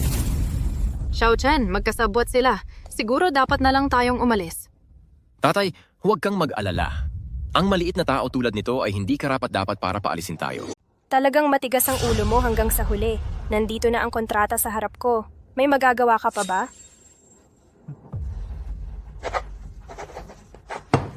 Mabuti. Napirmahan na ang kontrata. Pwede ka nang umalis ngayon. Kung hindi, tatawag ako ng seguridad ngayon din. Director Lu, hindi ba't sinabi mo noon na maari mo akong ipresenta sa mga mas mataas? Pwede mo silang ipresenta sa akin ngayon din. At ipapalabas ng seguridad ang dalawang basurang ito. Walang problema. Ihaharap kita sa aming kalihim-gaw. Siya ang pinakamataas na autoridad bukod sa chairman at board ng kumpanya. Tungkol naman sa dalawang ito seguridad. Xiao Chen, Third sister, huwag kang mag-alala. Nandito ako. Gusto kong makita kung sino ang maglakas loob na hawakan tayo. Palabasin ninyo ang dalawang ito na gustong magnakaw ng mga sekreto ng Huayan Group. Tigil. Kalihim-gaw, ang bilis mong dumating. Vice Chairman, bakit ka nandito? Huwag nang magformalidades. Dumating ako ngayon para ipresenta sa iyo ang isang partner. At para ayusin ang ilan sa aking mga shares. Siya ang vice chairman. Kalihim-gaw, tama ba ang narinig ko? Yung ginawa ko kanina. Ihaharap ko sa iyo. Ang ginoong ito ay isa sa mga nagtatag ng Huayan Group. Ibig sabihin, ang aming Vice Chairman, si Ji Chaochen. Kumusta po, Vice Chairman? Huwag na po. Maaari na kayong magpatuloy sa inyong mga gawain. Xiao Chen, ikaw pala ang vice-chairman ng Huayan Group. Bakit hindi mo sinabi sa akin noon pa? Ate, kung sinabi ko noon pa, mawawala na ang sorpresa, di ba? May karapatan na ba akong magtanong ngayon? Oo. Yung pagkatatanong ni Chairman Xiao ay isang karangalan para sa akin. Walang bayag. Pwede bang ipasa sa iba ang mga sales channel ng grupo natin? Siyempre naman, pero kailangan munang pag-aralan at aprobahan ng Board of Directors. Sa gayon, itinalaga ko si Song Yuting bilang tanging sales agent ng grupo natin at ililipat sa kanya ang kalahati ng aking shares. Xiao Chen, hindi naman kailangan ng shares. Ang tanging sales agency ay nagkakahalaga na ng mahigit 100 milyon. Ate, kapag may shares ka, mas matatag ang iyong paninindigan.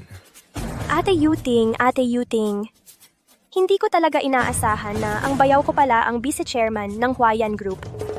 Pamilya tayo. Dapat tayong magtulungan. Pamilya? Kailan mo ba ako itinuring na pamilya? Hoy, hindi ka pwedeng magalit sa akin tulad niya. Bigyan mo naman ako ng konting shares. Sabi ko na, pangit ang itsura mo, pangit ang katawan mo. Hindi ka talaga mapapantayan ni Third Sister. Umalis ka na ngayon o ipapatawag ko ang seguridad. Ganyan ka ba talaga kakupal sa akin? Nakakadiri. Seguridad. Ilabas siya. Hoy, Song Yuting. Chairman Xiao, paano natin ito aaksyonan? Tanggalin mo. Pero bago siya umalis, pagsukatin mo lahat ng perang ninakaw niya sa kumpanya. Opo, huwag, Chairman Xiao. Alam kong nagkamali ako. Hindi na ako ulit. Tama na. Ipagpaumanhin ninyo ako, Chairman Xiao. Chairman? Oo nga pala, Xiao Chen. 3 araw na lang ang birthday banquet ng matanda sa amin. Dapat mong isama ang mga kapatid ko noon. Sige.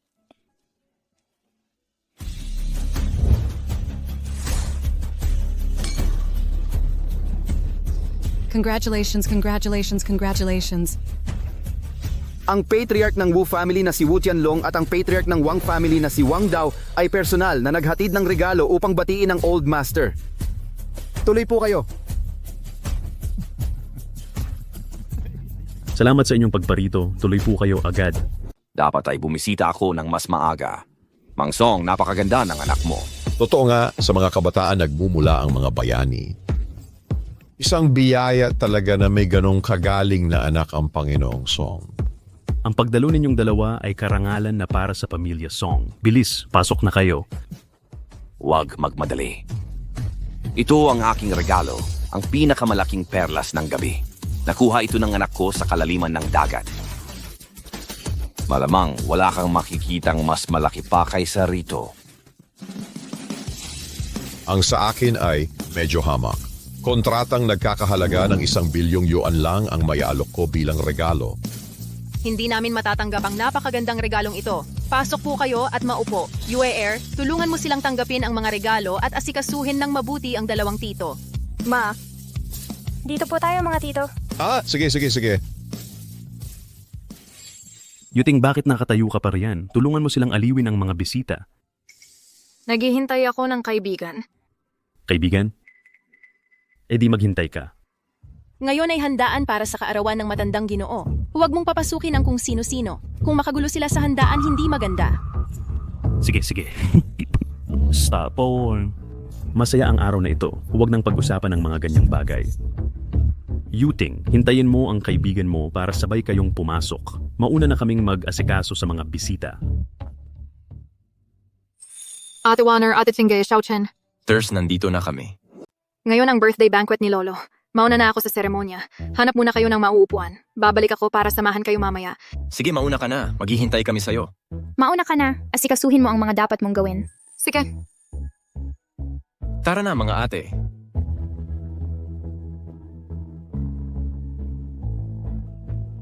Maraming salamat sa inyong pagbati sa matandang ito sa kanyang kaarawan. Labis akong nagpapasalamat, sana'y masiyahan kayo sa pagkain at inumin. Ang natitirang oras ay ipapasa ko sa aking manugang.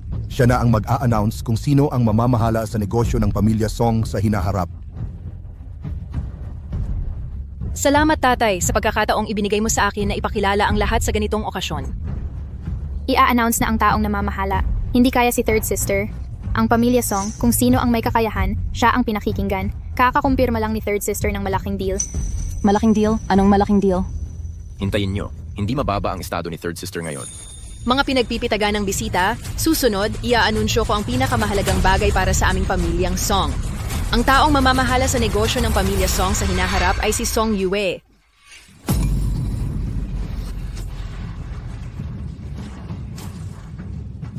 Bakit? Siyempre dahil malaki ang naitulong ni Yue sa pamilya natin at nakakuha ng kontratang nagkakahalaga ng daan-daang milyon. Nanay, ayaw lang niya. Ganyan talaga ang ugali ng taong walang kakayahan at hindi makakuha ng kontrata. Imposible. Sa lahat ng kontrata ng pamilya, ang pinakamalaking bahagi ay akin. Hindi ito nilagdaan ni Song Yue. Ang ating Yue Air ang pumirma ng kontrata sa Huayan Group. Ito ay dinala mismo ng tao mula sa Huayan Group. Hindi ito maaaring mali. Ipapakita ko sa inyo ngayon bago niyo isiping nagsisinungaling ako. May tao ba dyan? Dalhin ang kontrata.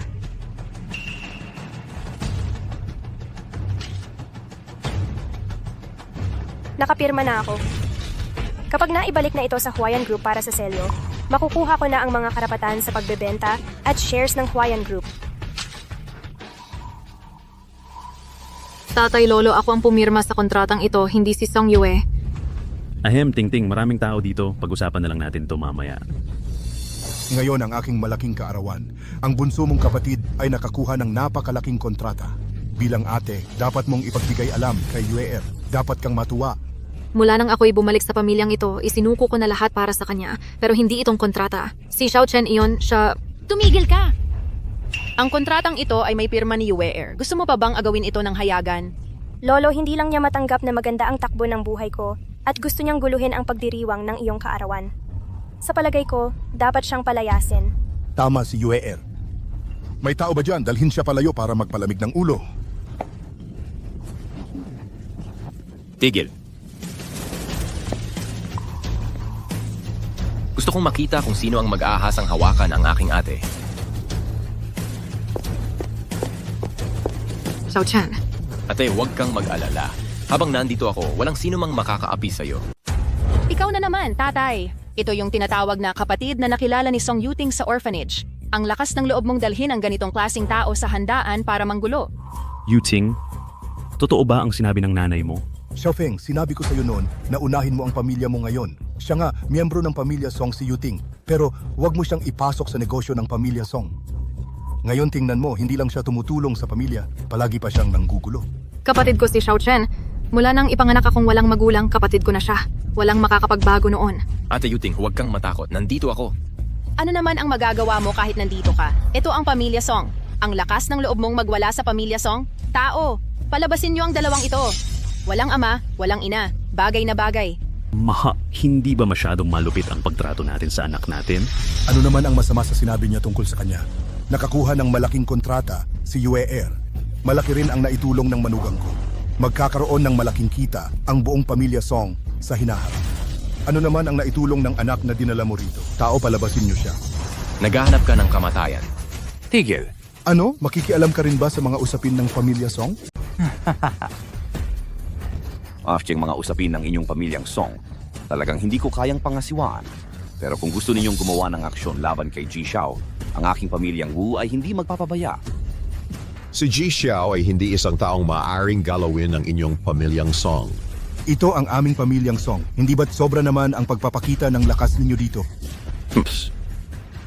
Kung hindi dahil sa pagdalo ni Ji Xiao ngayon, sa palagay ninyo ba ay magpapadala kami ng ganoong kabigat na mga regalo? Ang kontratang ipinadala ko ay ipinawalang bisa na. Ikaw, sino ka Pilar? Yuting, ano ang identidad ng batang ito?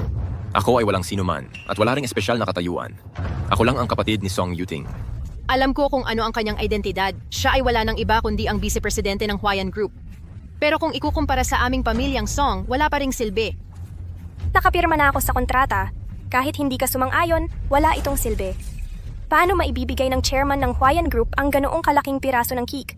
Sa pagkakaroon ng kontrata ng Huayan Group sa aming mga kamay, tiyak na palalawakin ng aming pamilyang Song ang aming negosyo. Tatay, itapon sila palabas? Basta't maipagpapatuloy ang kontrata, ayos lang. Hindi na natin kailangang makipagtulungan sa tatlong malalaking pamilya. Ang kontratang ito lamang ay sapat para sa gastusin ng pamilyang Song. May tao ba dyan? Palayasin ninyo sila para sa akin. Wala na akong balak na makipagtulungan. At ikaw, sino ka? Ako si Ye Wanner, ang tagapangulo ng Huayan Group. Sinabi ko, wala na akong balak na makipagtulungan sa pamilyang Song. Pero napirmahan na ang kontrata. Kung gayon, tingnan ninyo, may tatak ba ng kumpanya ko sa kontratang iyan? Wala nga itong opisyal na tatak. Ang kontrata sa third sister ay dapat mismong si third sister ang pumirma. Kung hindi, isa lamang itong basurang papel. Tagapangulo Ye, pareho lang si Yuting at Yueer. Parehong nagtatrabaho para sa pamilyang Song. Isipin mo na ito ay aking handaan sa kaarawan. Maaari bang? Ginong Song, sinusubukan mo bang gamitin ang iyong katandaan ngayon? Kung gayon, huwag nang umasa sa pakikipagtulungan mula sa aming Huayan Group. Pwede kong piliing huwag pirmahan ang kontratang ito sa pamilyang Song. Xiao Chen, Yuting, umalis na tayo. Sige.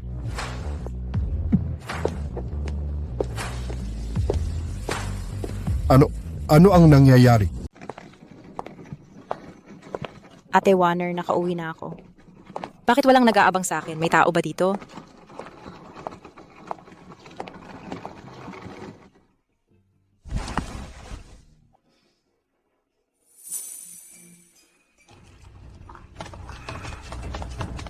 Ang siyaga ninyo. Yanji Hu malinaw na ipinaalam sa iyo ang intensyon ng masamang tirano-hari. Nagtataka ako kung naisip mo na ito. Kung hindi mo ito malaman, sumama ka sa amin para mag-isip. Kapag naisip mo na ito, pwede kang bumalik anumang oras. Nasabi ko na iyon ang huling pagkakataon. Wala nang mga aksidente at hindi na ako babalik. Kung gayon, huwag mo kaming sisihin sa pagiging bastos. Iyon na lang ba?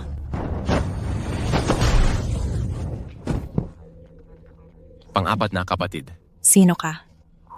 Hindi ba ito ang bahay ni Ate Wanner? Ikaw ba ang boyfriend niya? Yanji Hu, nagdesisyon ka na ba ngayon? Kung hindi ka pa rin makapagdesisyon, mamamatay lahat ng tao sa bilang ito. Patayin sila isa-isa at natural na magiging handa siya. Bilisan mo at umalis ka.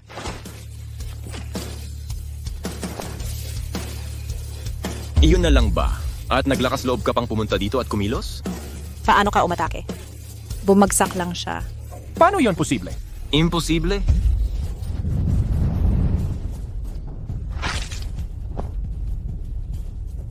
Ito, Pang-apat na kapatid, sa wakas nakabalik ka na. Xiao Chen, ikaw ba talaga? Saan ka nagpunta sa mga nakaraang taon? Pumunta ako sa bundok para mag-aral ng mga kasanayan. Pagbaba ko, hinanap ko agad kayo, di ba? Grabe naman.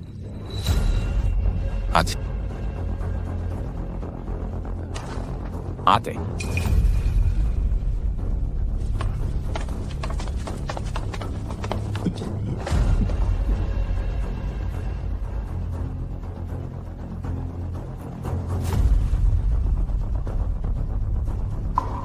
Ate, bakit ka napuruhan na ng ganito?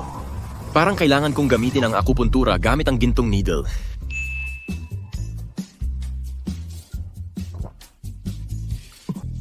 Xiao Chen, ano ba iniisip mo? Ang pagliligtas ng tao ay kailangan agad.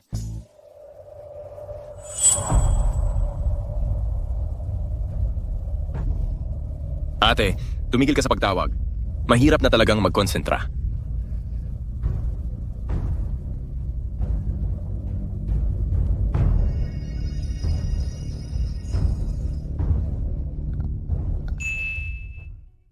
Ano ba? Ate, seryoso ang injury mo. Tinutulungan kang gumaling. Xiao Chen, salamat. Ate, ano ba sinasabi mo? Nung bata ako, sinabi ko na paglaki ko, protektahan ko kayong lahat. Xiao Chen, tulungan mo ako sandali. Sige.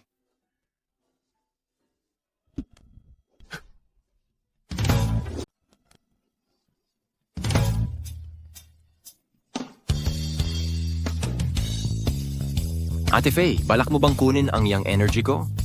Unang halik ko. Ate Faye, anong nangyari sa dalawang lalaking nakamaskara kanina? Mga tauhan iyon ng haring malupit na tiran. Gusto nila akong hulihin at dalhin pabalik. Dalhin ka pabalik? Ate Faye, anong ginawa mo? Sa totoo lang, hindi ako flight attendant.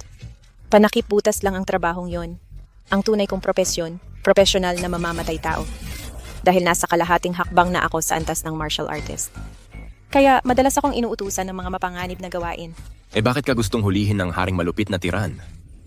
Gusto niyang magpasikat kay Xiao Tian, ang binata ng pamilyang Xiao, ang nangungunang pamilya sa Donghai. Mahilig si Xiao Tian sa mga babaeng malakas sa martial arts, kaya balak niya akong ihandog kay Xiao Tian. Hindi siya maglalakas loob. Para hindi siya magtagumpay, sinadya kong magkasakit ng malubha sa huling misyon ko. Gustong magretiro. Akala ko'y tatahimik na siya, pero hindi pa rin. Ate Faye, huwag kang mag-alala. Nandito ako, walang makakapang-ahas sa'yo. Sino man ang mangahas, hindi na siya muling makakatayo. Hoy. Ate Faye, nakabalik ka na. Young Master Xiao, nasa loob si Chen Fei. Puntahan mo at ilabas mo si Chen Fei para sa akin. Bingi ka ba? Attack!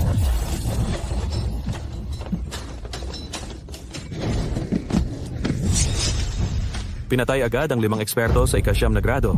Mayroon bang innate expert dito? Eh ano naman kung innate expert? Kahit na may Grandmaster dito ngayon, hindi nila mapoprotektahan si Chen Fei. Sino ka? Ano ang ginagawa mo sa bahay ko? Mukhang mga gangster ang mga taong ito. Warner, tawagan natin ang pulis. Kukunin natin ang security para pigilan sila. Young Master Xiao, huwag kang mag-alala. Talagang ihahatid ko ang mga magagandang ito sa hotel mo mamayang gabi. Mabuti, kilala mo ako ng mabuti. Kumilos na.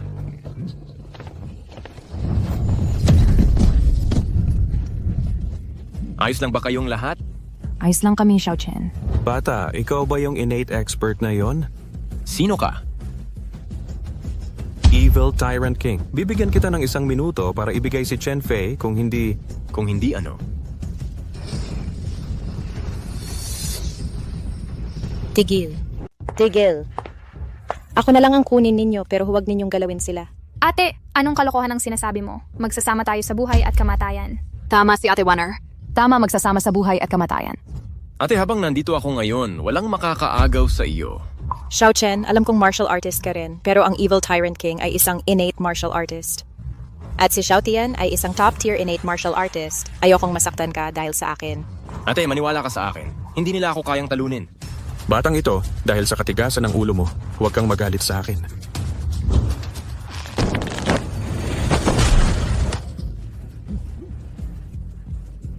Fei, ayos ka lang ba? Bai Feng, nandito ka pala. Sa pagdating mo, ang War God, dapat bigyan ka ng konting respeto ni Xiao Tian. Kaya pala nakita ko dati ang jade pendant ni ate kay Bai Feng. Kaya pala magkaibigan sila. War God, huwag kang makialam. Ginagawa ko ito para sa Xiao family. Kahit ikaw pa ang War God, dapat mong timbangin ang mga kahihinatnan. Ang Xiao family at ang War God ay hindi dapat nakikialam sa isa't isa. Si Chen Fei ay nasa ilalim ng aking proteksyon. Umalis ka na. Basura. War God sa harap ng isang top-tier innate expert na tulad ko. Ang isang War God na titulo lang ay wala. Top tier innate? Ganun pala kalakas si Xiao Tian? Ganun ba? Kung ganun, subukan muna natin ang iyong kakayahan.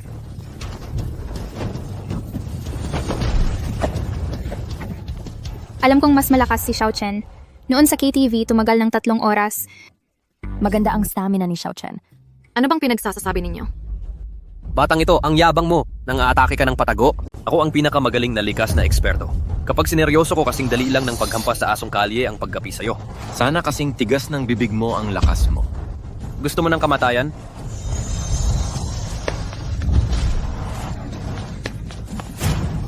Yun na lang ba? Perfectong iron shirt? Anong klaseng halimaw ka? Tawagin mo akong lolo at sasabihin ko sa'yo. Gusto mo ng kamatayan?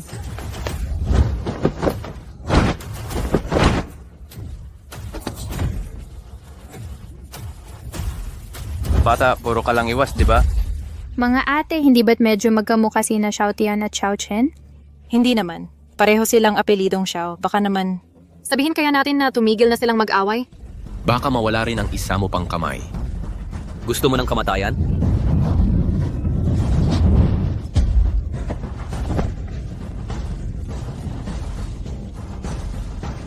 Tara na. Tatakas ka? Chaner, huwag mong habulin ang desperadong kalaban. Guro, bakit ka narito? Ano, hindi ba ako pwedeng dumalaw sa aking estudyante? Siyempre naman po. Sana mas madalas mo akong hanapin. Mga kapatid, ito ang aking guro na nagdala sa akin noong 15 taon na ang nakalipas. Lahat ng aking kakayahan ay itinuro niya. Guro, tuloy po kayo. Tuloy-tuloy. Tuloy po. Ang ganda-ganda.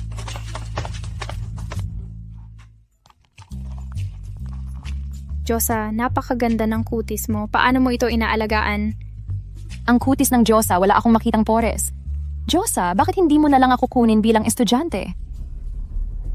Chaner, ngayon naparito ako para sabihin sa'yo ang tungkol sa iyong pinagmulan. Pinagmulan? Guro, alam mo ba kung sino ang aking mga magulang? Chaner, kailangan mong maghanda sa isipan para sa mga susunod na sasabihin ko. Guro, magpatuloy po kayo. Maraming taon na ang nakalipas, ang pamilya Xiao, ang nangungunang pamilya sa Donghai, ay biglang sinalanta sa isang gabi. Ang buong angkan ay winasak.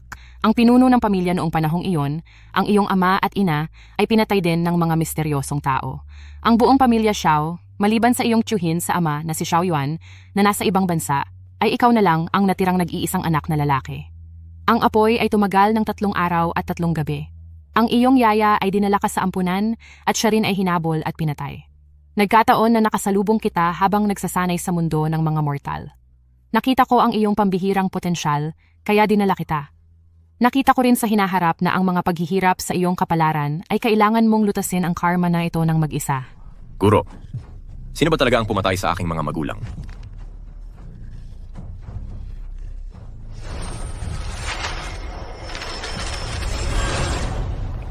Pagbalik ng iyong tiyuhin sa ama na si Xiao Yuan mula sa ibang bansa, itinayong muli niya ang pamilya Xiao at naging nangungunang mayamang pamilya sa Donghai. Ngunit hindi niya kailanman nabanggit ang tungkol sa pagpatay noong mga panahong iyon. Ang lahat ng ito... Mari kayang... Kainis. Uy, nahanap mo na ba ang taong pinapaimbestigahan ko? Sir, ang batang iyon ay pinangalan ng Xiao Chen. Siya ay isang batang walang anumang pinagmulan ng pamilya o koneksyon. Siya ay lumaki sa Sunshine Orphanage, pero mayroon siyang 5 nakatatandang kapatid na babae na kasama niyang lumaki. 4 sa kanila ay kasama niya. Mayroon ding isang babae na nagngangalang Jiang Yuge na nasa ibang bansa. Ang batang iyon ay hindi simple. Kailangan nating baguhin ang target. Imbestigahan ng mabuti ang Jiang Yuge na ito. Nalaman ko na, babalik sa bansa si Jiang Yuge bukas. Ni mabot. Anyayahan siya sa labas ng kabisera bilang panauhin. Oo.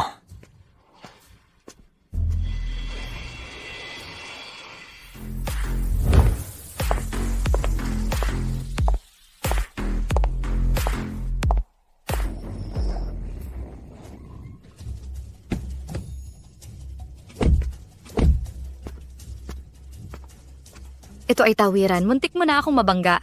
Oh, pasensya na. Mabilis kasi ang pagmamaneho ko kanina. Hindi na kailangang humingi ng paumanhin. Mag-ingat ka na lang sa susunod. Binibining Jiang, sumama ka sa amin. Ano ang ginagawa mo?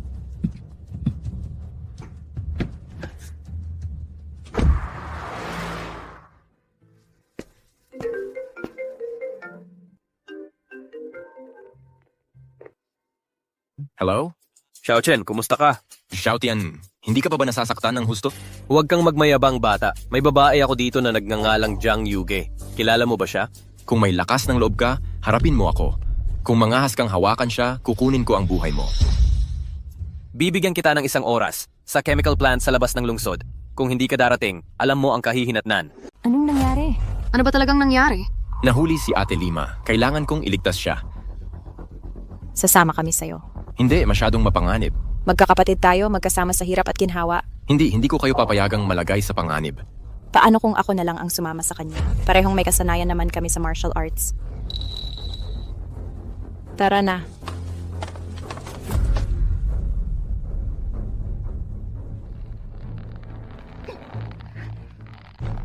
Ate Lima. Ate Lima.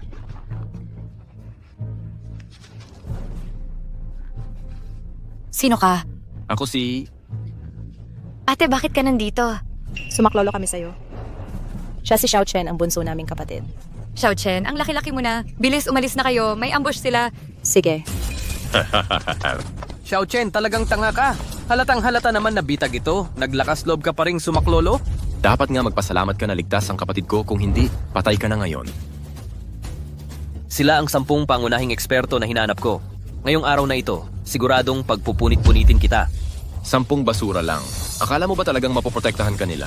Ang kapal ng mukha mo, kami ang mga pangunahing innate expert. Basura ang tawag mo sa amin. Ano, lahat sila ay pangunahing innate? Mga eksperto sa innate level, ang Xiao family ay nakakuha ng ganito karami? Lahat kayo ay mga taong may katayuan. Naglingkod kayo sa isang playboy, hindi ba kayo natatakot na pagtawanan ng mundo? Ang makapaglingkod sa Young Master Xiao ang pinaka-nais namin. Ang Young Master Xiao ay may metas na katayuan. Iba ay nangangarap na magkaroon ng pagkakataon na maglingkod sa kanya. Ito ang aming karangalan. Pinapayo ko na sumunod kayo sa Young Master Xiao, maglingkod sa kanya tulad ng isang kabayo. Marahil ang Young Master Xiao ay magiging masaya at palalayain kayo. Narinig mo, Xiao Chen? Sumunod kang maging aso ko at palalayain kita. Magkano ang binabayad niya sa inyo? Bibigyan ko kayo ng doble. Hahaha. Hoy, Xiao Chen, may sakit ba sa utak mo? Sa kanilang katayuan, kulang ba sila ng pera? Ano ang gusto ninyo? Gusto namin ng kapangyarihan, gusto namin ng lakas. Ang Xiao family ay may malaking kayamanan at kapangyarihan. Maaari silang magbigay sa amin ng mas magandang kinabukasan at payagan ang aming martial path na umusad pa. Dahil hinahabol ninyo ang mga limitasyon ng martial arts. Tanong ko sa inyo, ano ang core ng martial arts? Siyempre, mga technique at resources. Maaring ito ay ang puso ng mandirigma na sinasabi mo. Patas gising. Ang pagpapalago ng martial arts hindi ginagawa sa pamamagitan ng pag-uusap. Hindi. Lahat kayo ay mali. Oh? Ano nga ba? Ano ito ay anong pagkakaroon ng buhay para manatiling buhay. Xiao Chen, ang lakas ng loob mong manloko at pumatay ng mga tao ko? Manloko? Huwag kang magmalaki. Hayagan at patas ang atake ko. Hindi niya kinaya dahil mahina siya. Karapat dapat siyang mamatay. Alam mo ba kung sino sila? Mga tauhan sila ng Donghai War God. Kung papatayin mo sila, magagalit ang Donghai War God. Ano naman kung si Donghai War God? Kung darating siya, hindi rin ako matatakot. Young Master Xiao, tumigil ka na sa pakikipag-usap sa kanya. Patayin mo na siya. Lahat sabay-sabay na atake at patayin siya. Huwag pakiusap, Young Master Xiao. Nagmamakawa ako, pakawalan mo sila. Kahit anong gusto mo, maibibigay ko sa'yo. Ate, huwag mo siyang pagmakaawaan. Xiao Chen, tumahimik ka. Ako ang ate mo. Dapat mong sundin ako ngayon. Oo. Kung ikaw naman ang gusto ko, ibibigay mo ba ang sarili mo sa akin? Basta papayag kang pakawalan sila, papayag ako. Ate.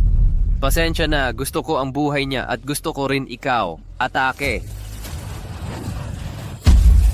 Anong kakaibang teknik ito? Bakit hindi kami makagalaw? Mamatay ka, aray. Kakaiba, di ba? Xiao Huan, patayin mo ang dalawang yan para sa akin. Aray! Naghahanap ka ng kamatayan.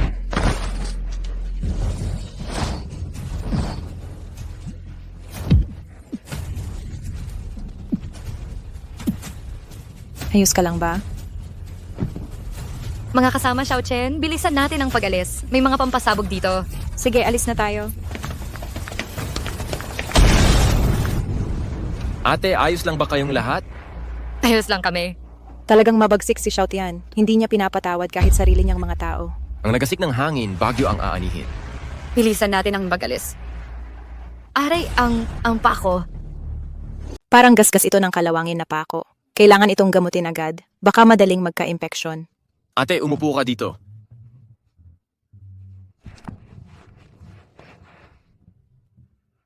Ay, Xiao Chen, madumi ito. Ate, maputi ang mga binti mo, hindi naman madumi. Ang lambing mo. Palagi akong naliligo sa mga halamang gamot. Ang katawan ko ay puno ng iba't ibang halamang nakakagamot sa lahat ng sakit.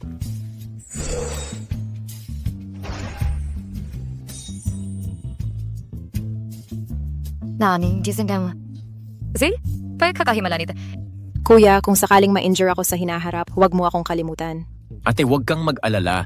Hindi na kita hahayaang ma-injure pa ulit. Sige, umuwi na tayo. Nag-aalala na ang mga kapatid natin. Sige.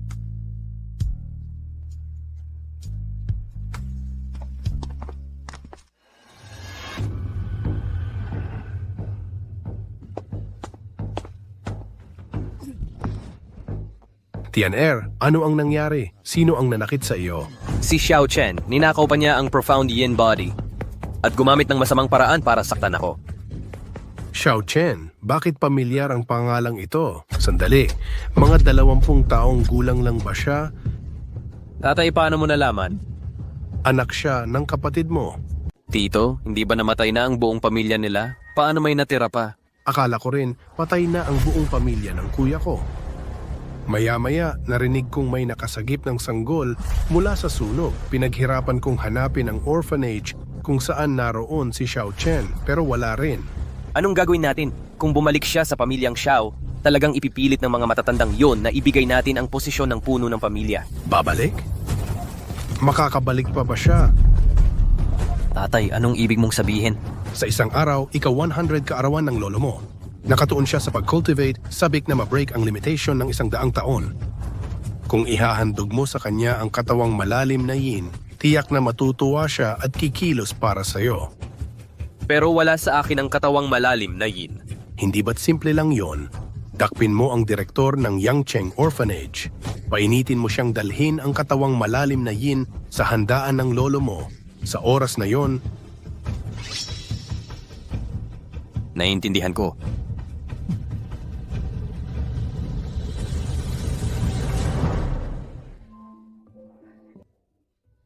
Mga ate, nakuha ko si Ate Yuge. Mabuti bata, naghirap ka. Ate, mas gumanda ka pa nang hindi kita nakikita sa loob ng ilang taon. Ano ka? Pareho pa rin ako. Ate Yuge, siguradong gutom ka na. Hayaan mong si Xiao Chen ang magluto para sa'yo. Ako? Bakit hindi ikaw? Gusto mo bang ang mga ate mo ang magluto para sa'yo? Sige, bilisan mo. Ay, si Director Tia. Siguro tungkol sa mga donasyon ko sa orphanage sa mga nakaraang taon. Hello, Tia Tao Ying. May pumasok na grupo ng mga estranghero sa Yangcheng Orphanage at gusto kang dakpin?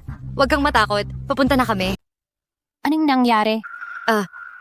Sinabi ni Tia Director na may grupo ng mga estranghero na pumunta sa ampunan, nagwasak ng mga gamit at nambuli sa mga bata. Pinipilit siyang lumabas at hinihingi kaming iligtas siya. Mga hayop, ang lakas ng loob nilang gawin yon sa mga bata. Mga kapatid, kayo muna ang maghintay dito. Ako muna ang pupunta roon. Mukhang lampas na sa innate level ang lakas ng little brother. Lalo ko siyang hindi maintindihan.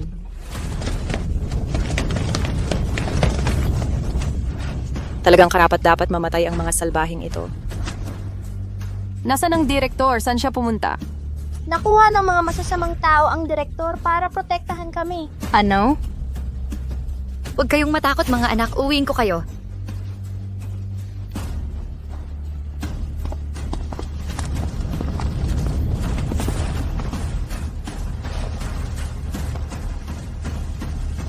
May video dito. Xiao Chen, alam kong pinapanood mo ito. Kung ayaw mong may mangyari sa kanya, dalhin mo ng maayos si Chen Fei sa Xiao family para hanapin ako. Kung hindi, ikaw ang bahala sa magiging kapalit. Pupunta ako sa Xiao family para ipagpalit ang direktor. Hindi ka pupunta. Ang lalaking yon ay nagsasanay ng Jade Maiden Heart Sutra na espesyal sa pagsipsip ng female yin. Para sa tulad mo, isang beses sa 100 taong katawang malalim na yin, ang pagpunta ay paghahatid mo lang sa kamatayan. Ano ang katawang malalim na yin? Parang nakita ko na yan sa mga sinaunang teksto. Mukhang tumutukoy ito sa taong ipinanganak, sa yin year, yin month, yin day. Tama. Ang ganitong tao ay puno ng yin energy sa buong katawan. Sa pag-aaral man o pagsasanay ng martial arts, mas malakas sila ng ilang beses kaysa ordinaryong tao. Kung maagaw ng isang innate cultivator ang kanilang female yin, agad silang makakalampas sa Grandmaster Realm. Ito ang dahilan kung bakit si Sister Chen Fei ang target. Anong gagawin natin? Manonood na lang ba tayong mamatay ang direktor? Hindi, sumama ka sa akin. Panahon na para ayusin ko ang mga SU sa Xiao family. Ang Kyoto Lee family ay naghahandog ng regalong Jadeite at Agate. Naway maging walang hanggang kaligayahan at mahabang buhay ang patriarch na tulad ng mga bundok. Salamat. Lolo, ang iyong apo na si Xiao Tian ay nag-aalay ng isang kamanghamanghang at dakilang regalo.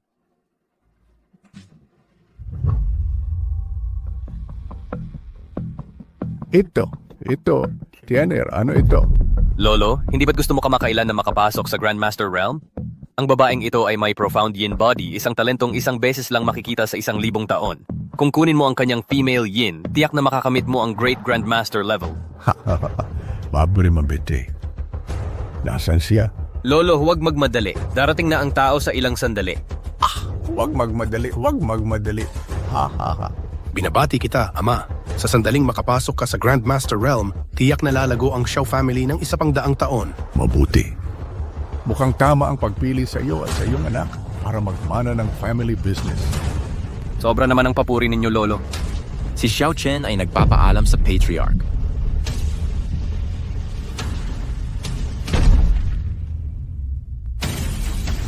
Sino ang may lakas ng loob na gumawa ng gulo sa handaan ng Xiao family? Pamilyar na pamilyar ang pangalang Xiao Chen. Siya ang matagal nang nawawalang panganay na young master ng Xiao family. Hindi siya patay. Anong lakas ng loob mo, Xiao Chen? Naglalakas loob kang hamakin ang patriarka?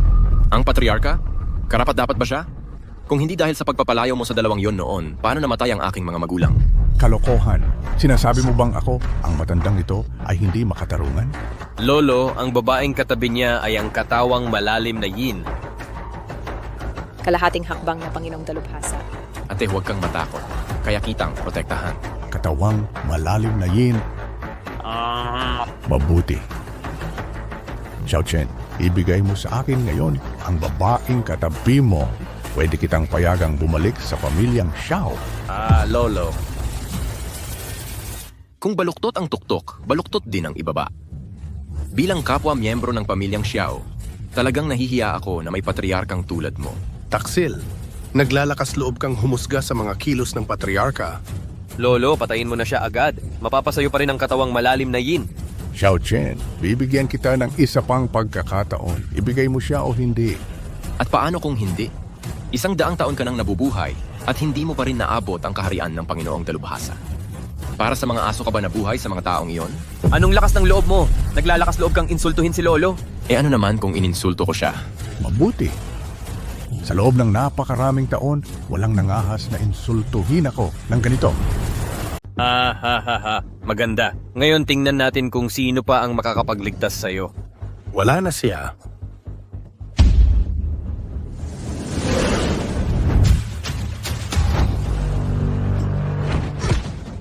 Patriarch, yan lang ba ang kaya mo? Half step, Grandmaster ka rin. Pwede mo namang sabihin yon. Kapag matanda ka na, dapat nasa kabaong ka na lang at huwag nang lumabas para manakit ng iba. Paano ito nangyari? Paano natalo ang Patriarch? Peking ito. Matanda, dahil pareho tayong may apelidong Xiao, hindi kita papatayin. Paluhurin mo si Xiao Tian at magpaumanhin sa mga bata mula sa ampunan. Panaginip mo yan. Ako ang maginoong young master ng pamilya Xiao. Paano ako luluhod sa mga batang walang ama't ina? Ikaw. Walang hiya ka, wala kang puso. Mga bata lang sila. Xiao Yuan, puntahan mo agad si Ginoong Du Jiang. Si Ginoong Du ang kanang kamay ng Donghai War God. Kapag nandito siya, tiyak na mahuhuli natin ang hayop na ito. Opo, pupunta na agad. Du Jiang, Malas, Xiao Chen. Si Du Jiang ay isang Grandmaster level na eksperto, determinado at mabagsik. Mas malakas siya kaysa sa mga ordinaryong Grandmaster. Hindi natin siya kayang talunin. Isang Grandmaster lang ang magtatanggol sa pamilya Xiao? Hindi yan madali. Ang yabang mo. Du Jiang. Nakikita mo ako, bakit hindi ka sumusunod na lumuhod at humingi ng awa? Humingi ng awa sa iyo? Karapat dapat ka ba? Lord Du, sadyang ginulo ng taong ito ang handaan na may balak manakit ng tao. Umaasa kami na papatayin siya ni Lord Du. Patriarch Xiao, huwag kang mag-alala. Talagang huhulihin ko ang taong ito. Bilang sundalo ng Huaguo, napakawalang hustisya mo pala. Kung gayon, ang Diyos ng Digmaan ay talagang may mga tauhang parang aso. Nangahas kang insultuhin ang Diyos ng Digmaan? Lord Du, patayin mo na agad ang batang ito. Hindi ba't ang yabang-yabang mo kanina? Eh di patayin mo ako? Ikaw. Napakalapastangan. Bata, hindi mo ako iginagalang. Bilang general ng Huaguo, nangahas kang magkubli ng kriminal? Ang ginagawa ko, kailangan pa bang tanungin mo? Pagkukubli sa kriminal at pagwawalang bahala sa buhay ng tao, hindi ka karapat dapat maging general ng Huaguo. Nangahas kang insultuin ako? Kane, bubunutin ko ang balat mo, tanggalin ang litid mo, at pagpuputol-putulin ka. Mabuti. Ngayon tuturuan kita ng leksyon bilang kinatawan ng Diyos ng Digmaan. Karapat dapat ka ba?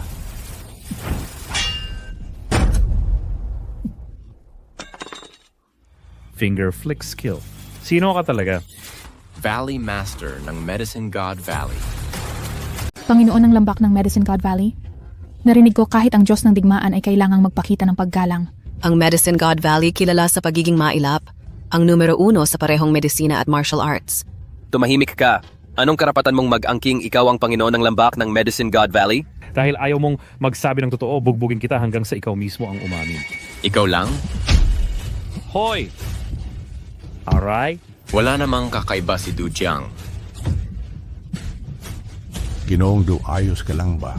Ginoong Du. Ginoong Du. Xiao Chen, ikaw ba talaga ang Panginoon ng lambak ng Medicine God Valley? Ate, kailan pa ako nagsinungaling sa'yo? Magagawa mong tambangan si Ginoong Du? Tambangan? Isang basurang tulad niya, kayang-kaya ko siyang supilin ng isang kamay lang. Patay ka. Ang lumaban sa iyong superior, kapag nalaman ito ng Diyos ng digmaan, malaking problema ang aabutin mo. Lahat sabay-sabay na atakihin at hulihin siya. Sinong may lakas ng loob gumalaw?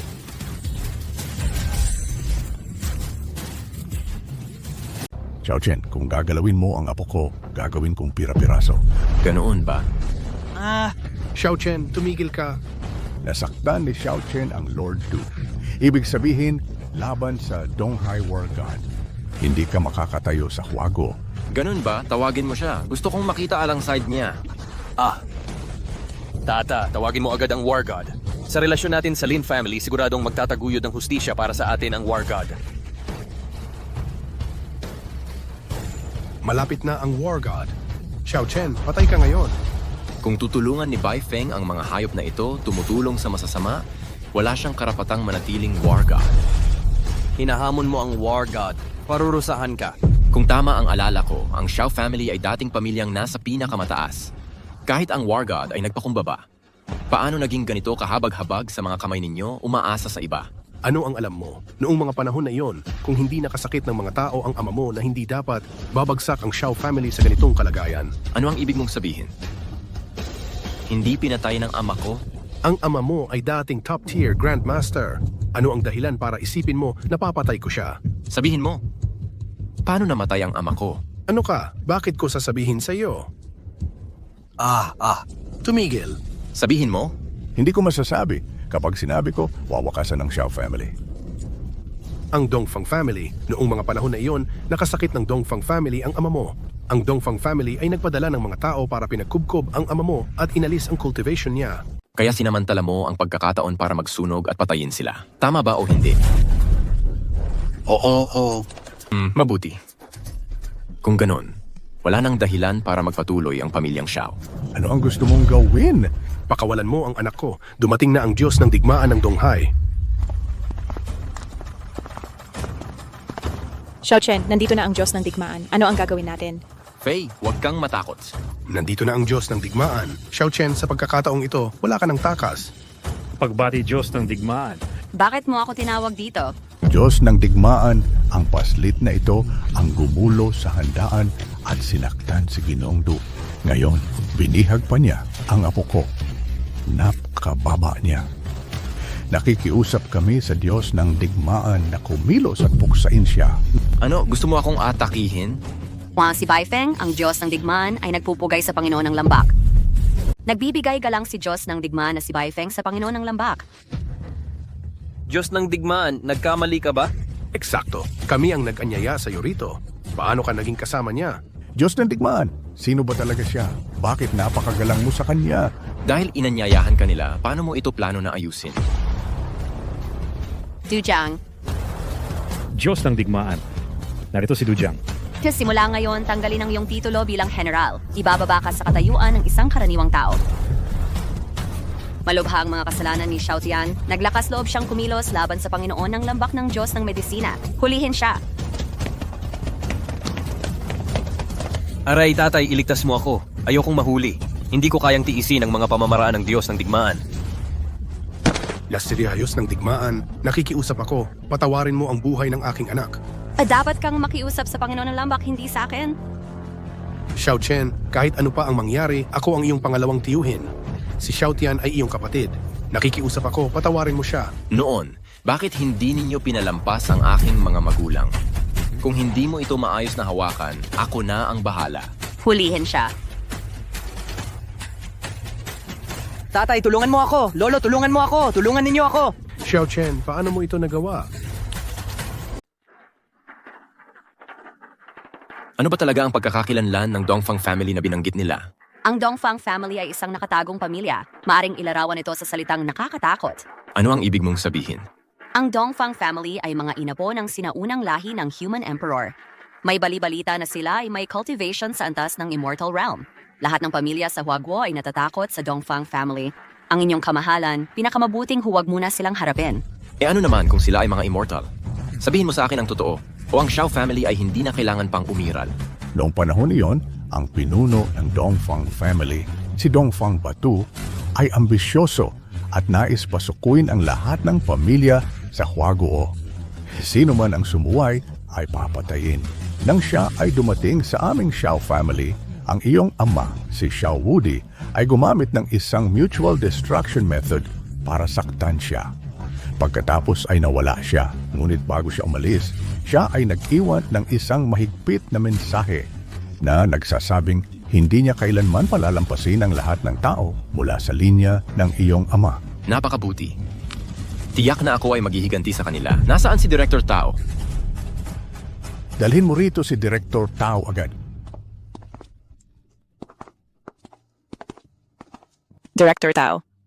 Is si Chen-Fei. Director Tao. Maayos lang si Director Tao. Hindi ito magandang lugar para mag-usap. Iuwi muna natin si Director Tao. Sige.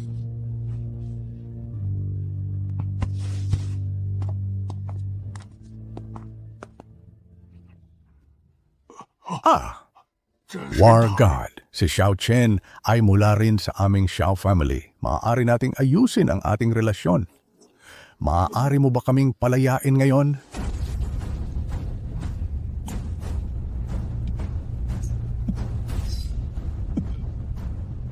Dahil dinadala mo rin ang apelidong Xiao, sisirain ko lang ang lahat ng iyong meridians, hindi kita papatayin. Ang Xiao family ay sa pamamagitan nito ay tinanggal mula sa Huaguo. Gaya ng iyong utos, ang Xiao family ay tinanggal na. Dongfang Batu. Ako si Xiao Chen, narito na ako. Xiao Chen, ikaw ba ang anak ni Xiao Wudi? Imposible. Noon inutusan ko si Xiao Yuan na magpanunog. Lahat ng miyembro ng pamilya Xiao ay namatay. Paano may nakaligtas? Kahit ang yaya na nakatakas, ipinapatay ko siya. Siguro yun ang yaya. Saan kanya itinago at iniligaw ang mga tauhan namin. Tapos ka na bang magsalita? Kung oo, bumanda kang mamatay. Ang tagal mo nang nag-cultivate, pseudo-immortal realm ka pa rin. Sayang lang. Xiao Chen, sa labas, sa Mazil, baka wala akong magawa sa'yo. Pero ito ang nakatagong Dongfang family, konektado sa Dragon Vein ng Huaguo. Sa swerte ng aming Dongfang family, mamamatay ka ngayon.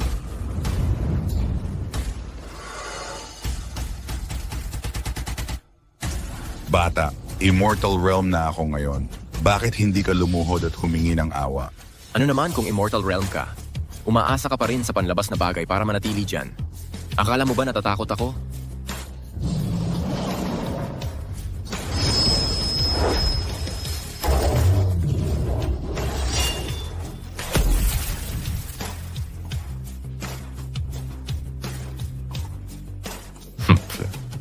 Yan lang pala ang kaya mo.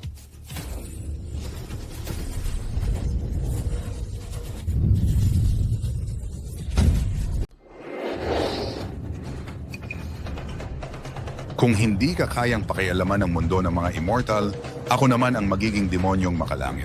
Ngayon, siguradong mamamatay ka na. Hindi magwawagi ang kasamaan laban sa kabutihan. Ikaw ang pumatay sa aking ama. Kahit maging demonyong makalangit ka pa, hindi nito mapipigilan ang iyong kamatayan.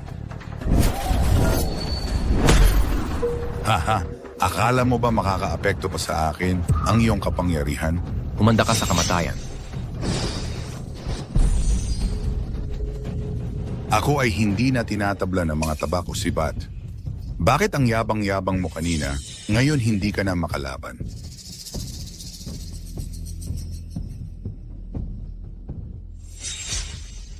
Kung mawawala sa iyo ang iyong pagka-immortal, malamang hindi mo na mapapanatili ang lakas ng iyong esensyang dugo, di ba? Hindi mo magagawa yon. Mukhang tama ang hula ko. Basta't maputol ko ang ugat ng dragon, hindi mo na mapapanatili ang lakas ng iyong esensyang dugo. At mamamatay ka dahil sa paglihis ng iyong ki. Mula ngayon, mawawala na ang nakatagong pamilya Dongfang. Tapos na.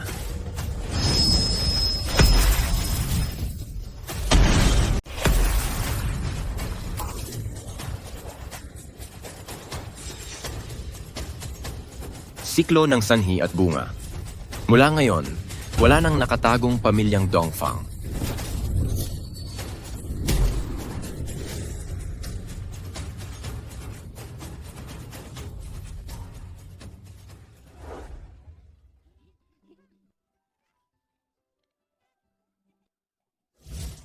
Tatay Xiaochen, gutom na kami. Mabubuting bata.